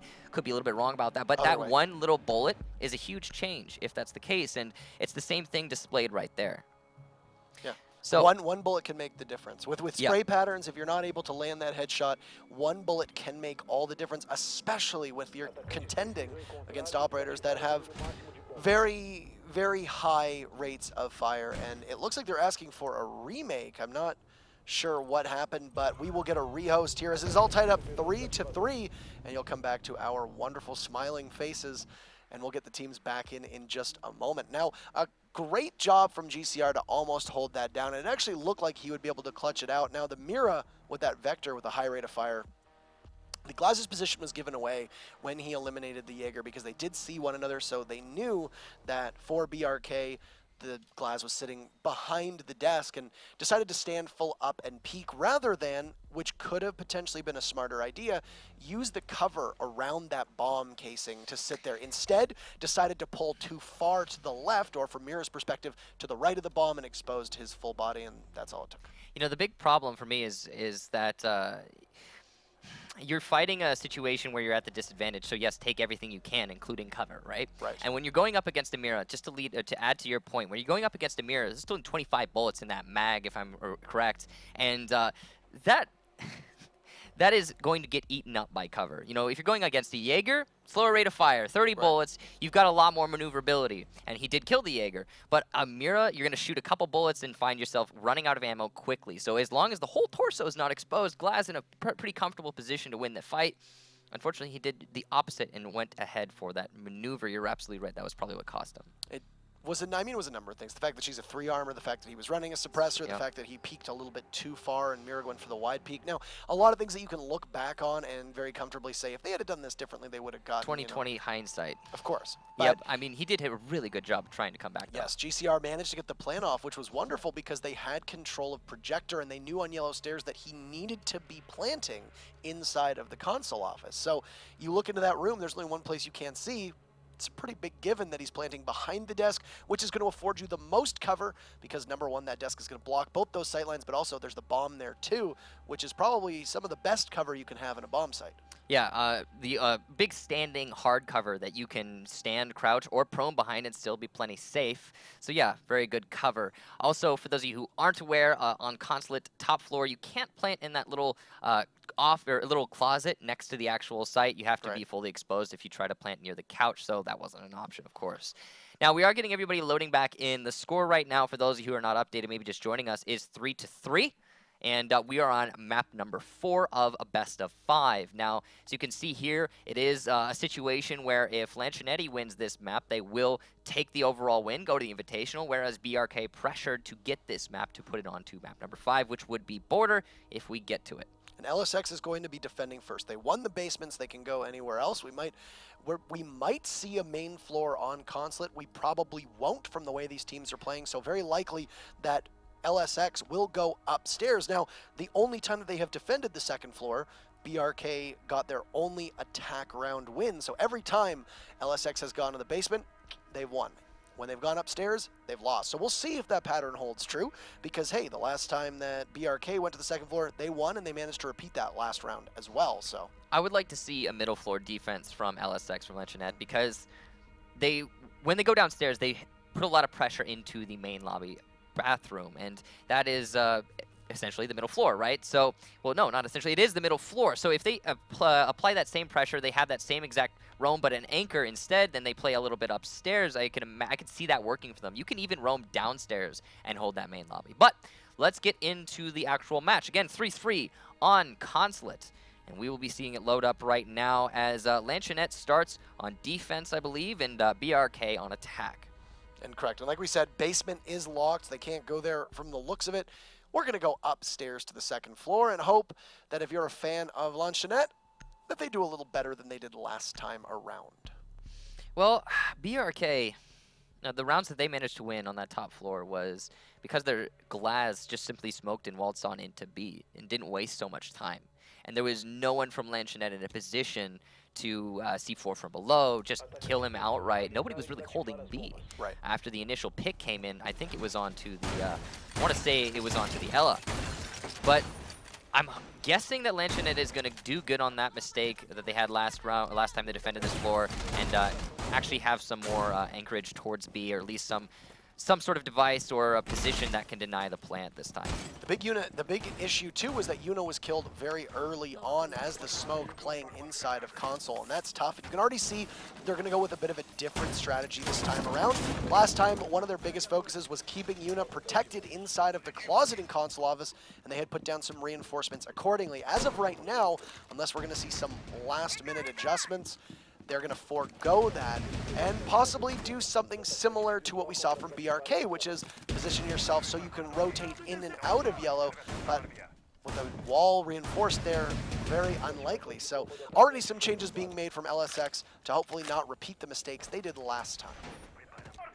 We'll see what happens, and as we see the initial attack come out, they're just wary of those spawn peaks. Of course, Consulate as a whole is definitely a spawn peak map. We do have a Valkyrie here in this lineup for Lanchonete, so likely a couple of those cameras going outside. BRK, no IQ. We've seen a lot of IQ being played, but both of these teams preferring instead to wield a Glaz and at times a Capital. So a heavy smoke strat seemingly to be set up here from BRK, likely going to go into the B bomb site.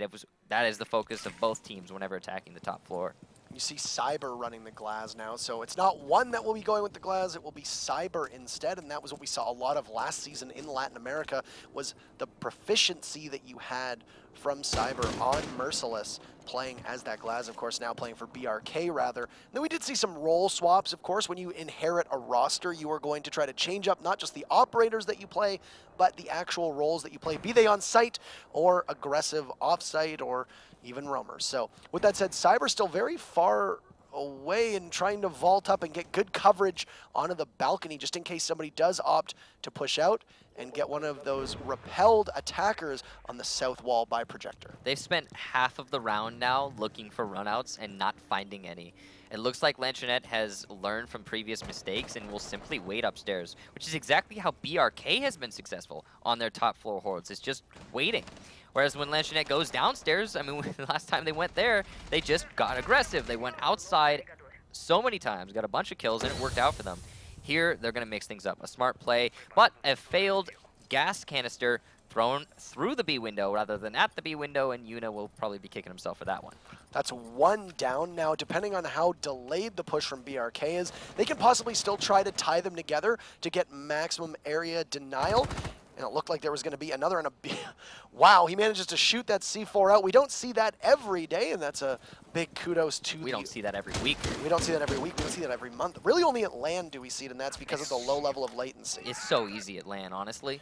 A fire arrow from PX will asphyxiate Yuna, and you've cleaned out the smoke yet again. However, you still need to go in and take the site. Some smoke screen will provide excellent coverage as GCR and Spawns take out Navi's and Diogo, and you've lost the Hibana and the Thatcher, but the Glaz still there from Cyber to rain terror. He can see inside a connector. He also has some sights on yellow, and he will take out Spawns when one beheads GCR and FK gets taken down by Cyber as well. That's going to leave Revolts in a 1v3 trying to determine the location of the attackers. Buck inside a bathroom, almost barely see the tip of the end of Buck's C8 rifle through the hole in the wall. Is able to land some of the shots, but now his position given away too, and unfortunately, oh no, that hole in the wall, he'll need to wriggle through. Can't just crouch walk his way in. The Glaz's position given away. One repelled on the window, the other playing behind the barricaded wall, and Revolts will march to his death. Cyber, 3 kills on the round, pushing his team to match point on Consulate. And as well, it looks like we might have a map number 5 if BRK keeps playing like this, but they are going to have to defend now, and defense has been a lot less favored. Again, we talked about this a little bit earlier. We have not seen LSX defend the top floor successfully yet, I believe. They've been struggling a lot with it. Even this time, after they mixed up their strategy, it was, well, hopefully unsuccessful. Now, BRK will defend the basement, which they also haven't had a lot of success on. Some misplays with their yokai drones, not enough people actually in the garage. Not one person in the garage last time Lanchonete went for a push towards white, and an easy plant was the result. So BRK going to need to get a little bit more aggressive, actually hold their positions, and that's going to be what will allow them to avoid overtime here. So you had BRK winning an attack on a site that they had not lost an attack on, and now you have LSX attacking a site that they have never lost an attack on. So if BRK manages to win basement, for the first time today, then that will propel them into matchup number 5, which will be Border, the ultimate tiebreaker. And no matter what happens at the conclusion of this round, we will have to exit either for a rehost before we go into overtime or simply to prep for map number 5. So still, we saw this with BRK last time. Some pretty big miscues with barricading doors, with reinforcing walls, with dropping and I mean, yet again, they just keep bumping into each other. And you know that barbed wire might not seem like a lot to some people, but the fact that you don't know where your barbed wire is going means that you just don't know your teammates very well. It's not necessarily the sort of thing you figure out before the match, right? Everybody knows where barbed wire needs to go. The question is who's putting it where. But usually you expect your teammates to sort of work out a chemistry. It's like, oh, this guy, he's going to put his barbed wire there, so I'll go put it over here instead. And that's just a lack of understanding, a lack of communication, and I don't know, it does spell a lot out for BRK. It tells you a lot about the team. And one very significant mistake that they made last time was they weren't able to get all of the walls of the garage reinforced. It was panel 1 that I believe was left unreinforced, and all it took was an Ash charge to blow that wide open. Now, after having taken care of the bandit charges, an exothermic will go down, and I'm not certain if Diogo is going to be able to juggle this as Yuna lays the charge and then stops. They will spot the Ella on yellow stairs next to the vending machines, and FK runs in, and some very good coordination as Cyber gets eliminated after being droned out, and a joint push strategy. So that seems to be the main difference here between Lanchonete and BRK, is that Lanchonete is actually communicating, coordinating quite a lot, as FK is going to get a kill onto one just beneath him behind the white van. So we said white van needed to be held, but not if you have holes above you and you need to move around a little bit, play it safe. GCR going to reset himself with the aid of spawns, and it will be a 5-on-3 in the last half of this round. Navi's creeps up the dock on flank watch, trying to go in, and of course that ACOG, and one of the best guns on defense, in my opinion. The MP5 can be an absolute laser beam and a headshot machine. And of course, with the dock, you do have a little bit more of longevity. Now, the Ash just completely out to lunch. Navi's capitalizes on that, and we'll see if they can manage to get a trade-off. But the dock looks like he'll be able to get to safety at the top of Spiral Stairs without a scare from any of the other attackers. So at least one kill to slightly even things out, but it's still looking pretty bad here from BRK. Surprising, though, that there was no refrag onto Navi's. Not one other attacker near the piano able to aid the Ash. It kind of catches you off guard. That means such a huge focus is being put on that garage by Lanchonete right now. GCR is going to eliminate Navi's with a nice headshot. That's the dock, the ACOG, and your main long angle contention eliminated. Diogo with his reflex trying to fight people from the mirror window. From above, Revolts will eliminate Diogo, and now a 1-on-4. The last 30 seconds, DX going to miss his C4. Or it might have actually been shot. It didn't even seem like it was detonated at all. And being flanked right now from small office, Revolts will get the kill and lock out this round. So it looks like we will see overtime on Consulate, which means a rehost is bound. There will be a coin toss to determine who will be starting on which side, given that normally it is random. So for me, based on the way this works, the team that attacks twice is likely going to win.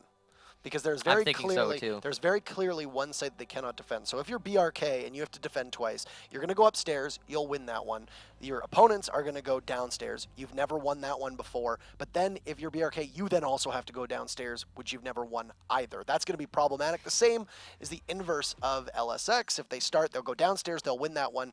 Then you'll likely see BRK go upstairs. LSX will lose that, and then they themselves will have to go upstairs. And if the pattern holds, they'll lose that too. So, yeah, the team that defends twice is likely going to be, if this pattern holds, the loser. It's a team preference enforced Clubhouse syndrome.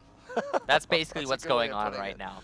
I mean, and we'll see if that holds true. It's possible they can free themselves from that curse, though, because this is Consulate. Right. Consulate, first of all, neither of them have gone to the lobby yet. That is still an option for either. If during this rehost, this offers you a period of time to strategize. If during this rehost, one of these teams decides, okay, let's try out lobby. We've got this strat that we've never really used. Maybe it'll work out for us. The mix-up is probably worth it. If one of these teams decide that and then get defense first, it could spell doom for the other. Right. The only real question I have is that you have to attack the main floor very similar to the way that you attack the second floor. Yes. If you are, I believe it's LSX who have not successfully defended the second floor, hard-pressed to say that the first floor could work as well. That could be too much of a gamble. But if you are BRK, you know you're going to lose the basement, and you have to defend twice. Maybe go main floor and see if you can defend it very similar. The big linchpin, of course, is going to be that you don't have to defend console that aggressively because it's not a bomb site, and that makes a pretty significant difference as well. I mean, the one thing for LSX is if they go to that middle floor that I could say it might work for them is you can actually roam downstairs and successfully hold the middle floor. You've got a lot of drops in the main lobby. Easily you can chuck a C4 and hit anyone trying to play into the front door if that happens. You could do a lot of destructible floors over by piano, for example, if the attacker's trying to plant there. So there's a lot of roaming options. The cool thing about middle floor is you can roam upstairs, you can roam downstairs, and you can deny a lot of ground to the attack. So it could play to both teams' advantages, right? We just have to see which team is going to make that leap, if either. So we are getting everyone into the lobby now. Again, the score will be 4-4, overtime just starting up. The coin toss looks like it has gone down as everyone is readying up, so we'll find out where it is exactly these teams decide land. It looks like LSX is going to be on attack, BRK on defense. BRK will have to defend twice, so that will be very difficult for them. However, they do have that first floor potential. Ace in their sleeve, or ace in the hole, rather, or rabbit up their sleeve, whatever cliche you'd like to use, or card up their sleeve. You know, well, whatever the case. Trick card. It's an option. The question is, will they use it? Now, we're loading into the game. Thank you so much for waiting, everybody. 4-4, LSX on attack, BRK on defense, and this is overtime. Now, again, BRK, you know, they're the ones right now in this super pressure position, and they do have the disadvantage. Even if they go to middle floor, that's still, I think, a disadvantage because they're going to feel pressured to going to a different site that they normally wouldn't. You know, they're going to be like, oh, we have to do this because we cannot win the basement. So no matter what, Lanchonete definitely and the ones in the advantage here, or Lanchonete, excuse me. So they will go up top, and this is, of course, the site that BRK has won every single time. So if you're following at home, that means LSX has failed to win it. And look at the composition. So a couple things of note right away. You have GCR on the glass. He almost single-handedly won it for them last time around. Spawns will stick on the Ash. Now, I'm very interested as to what the idea is with the Thermite. Yuna has run a Thermite on this particular site every single time. Now, they didn't run a Hibana, so my assumption is they probably imagined that they would go to the to the basement, but why does Yuna keep bringing a Thermite? What is your plan, especially with the fact that BRK has a penchant for opening this exact wall up? You know, it's got to be this. It's got to be that, first of all, Yuna's got to really like Thermite. Second of all, obviously they're just trying to be cautious. What if BRK throws a curveball and goes downstairs first round, right? But at the same time, as we've said before, BRK has not once won that bottom floor. They have been hopefully unsuccessful down there. It has been a struggle for them. So I get the caution. However, I totally disagree with it. I think BRK is not going to take that risk and go to basement first round. It's safe to bring a Hibana who has indisputably more fragging potential and more maneuverability on this floor as your hard destructor. And arguably better guns too. Let's exclude the fact that her gadget might be better for opening a couple holes here and there to be able to look through, but just the Type 9 and the Type 89 and the Bearing 9 are very, very good. You've got everything, right? Yes. So there are two types of guns in Siege, I think, if you chalk them all up to these. It's ones that are laser beams and ones that have ridiculous recoil that sometimes get random headshots. Whoa, what a shot there from GCR onto PX, and that's going to be an early lead for Lanchonete. They need that, though, as, again, they've not been successful here yet. He takes the head right off of the mirror. There was just a pixel showing, but that's all they needed. And now you've eliminated a C4 and a worry about the one player who was inside of Projector. So now at least one of the sites is opened up for you. Now, with the way the reinforcements were going, it did look like Navi's was going to be playing out of Visa as well as Admin. That's a smart place for him to be. Cyber, the Ella, has rotated now just inside of Connector to cover Projector. And Navi's getting a bit of a scare onto the attackers as he hits that doorway on the bottom of yellow. He's going to have to deal with the Thatcher over by Cement Wall, though. And Revolt's just trying to hold on to his teammates' flanks underneath. The reason he's there is to prevent Navi's from C4ing underneath B once the actual vault comes in through those B windows. He has gone upstairs, though. In the final minute of the round, Lanchonete actually looking to make their push. And a grenade goes in as Diogo eliminates Spawns. That was the Ash coming up the stairs, and Diogo getting the best of him, but FK eliminates the Pulse, and they are doing a good job of holding off those roamers. One has lost a significant portion of his health and is on just a shred left, but Cyber could go for the run-on. There's no Claymore. He sees one. A big double kill from Cyber as he gets 2 Clay Pigeons in Yuna and GCR, and now goes for a third, but FK, who has every kill for his team other than GCR, is able to eliminate Cyber. Smokes will prevent the push as it's 2v2. One still has those toxic babes left, but doesn't have much health and is susceptible to even one shot, one kill. Diogo's lost half of his health as well, and they're going to have to try to figure them out. One now rotates as they could get a push from 2 angles, and the Thatcher runs in. Revolts manages to kill one. Diogo gets a kill, but FK trades it off, and LSX does something that they haven't been able to do so far, which is prevail on that second floor. A big round from FK for LSX, and now they're going to be able to defend a basement, a site that they've yet to lose on match point. That timing from one. He had the SMG-11 pointed in the face of that Thatcher pushing up from Spiral, and he just looked away at the perfect moment to lose the fight. That was extremely disheartening. What seemed like it might have been a good recovery there from BRK, given the Cyber run out and no coverage from Lanchonete, just wasn't enough. FK1 really stepping up for his team in that round too. I mean, holy wow, just a good round from him. I mean, especially with that first fight onto the Ela at the yellow stairs window. You're supposed to lose that. That's Ela. He's got the gun, he's got the HP, and still FK managed to win it. Well done to him. Now, basement, like you said, from Lanchonete. This is the site that they have been dominating on. Not in any fashion they choose to play it, too. That's the beautiful thing, is they don't just play passive. They don't just play all the way outside. They will do whatever works in the situation, and it's been, well, very good for them so far. Lanchonete only 1 round away as we are on match point and championship point, which is incredible for the team formerly known primarily as Pain and also members of INS. It's been a good run for them, and BRK as well, a team that most people thought Mopo would defeat, has had a good showing too. And no matter what, this is being LSX map, would not be a surprise to see them win, but BRK has put up one heck of a fight. Yeah, I mean, I think a lot of people were expecting Mopa to win, and then a lot of people were expecting BRK to win here, and now it's looking like Lanchonete's going to win. So there's I mean, we saw a lot of what I think in the past we might have called upsets, and nowadays it's just the way of the game in North America, and we're seeing that exact same thing reflected here now in Latin America, and that's, honestly, I think that's really intriguing. Now, Thatcher is going to try and cover PX's thermite charge, but it will actually be successful. It looked like we might have seen a mute trying to go down there on the garage. Unfortunately, that cannot stop an already detonating thermite. You can't mute juggle just like that. No. Navi's is the first one eliminated as GCR eliminates him with a nice headshot from that Scorpion. He patrols just inside of Circle Desk in main lobby and looking to see if there's anybody else roaming, but right now, a very one-dimensional attack from BRK as they are stacked up in front of the garage. Now, yes, panel 1 is gone, but they still now need to worry about getting another panel. You've lost your Ash, which, as we've said many, many times before, not crucial, but Navi's has been great at getting kills. GCR runs out, gets Diogo, looks for a second before coming back in, and I'm not exactly certain how the Thatcher didn't see that coming and how GCR was able to get away with that. You're really not supposed to win those fights. Ela, sure. Right, Ela, by the way. But at the same time, that is a fight that you were supposed to lose. The Thatcher was hard ADS on that window. Truly unfortunate for BRK, and now in the last half of the round, they're in a 3-on-5. This is, again, that mixture of aggression and passiveness coming out from Lanchonete on this basement hold and working out stupendously for them. Mira going to be holding that main garage by the back of White.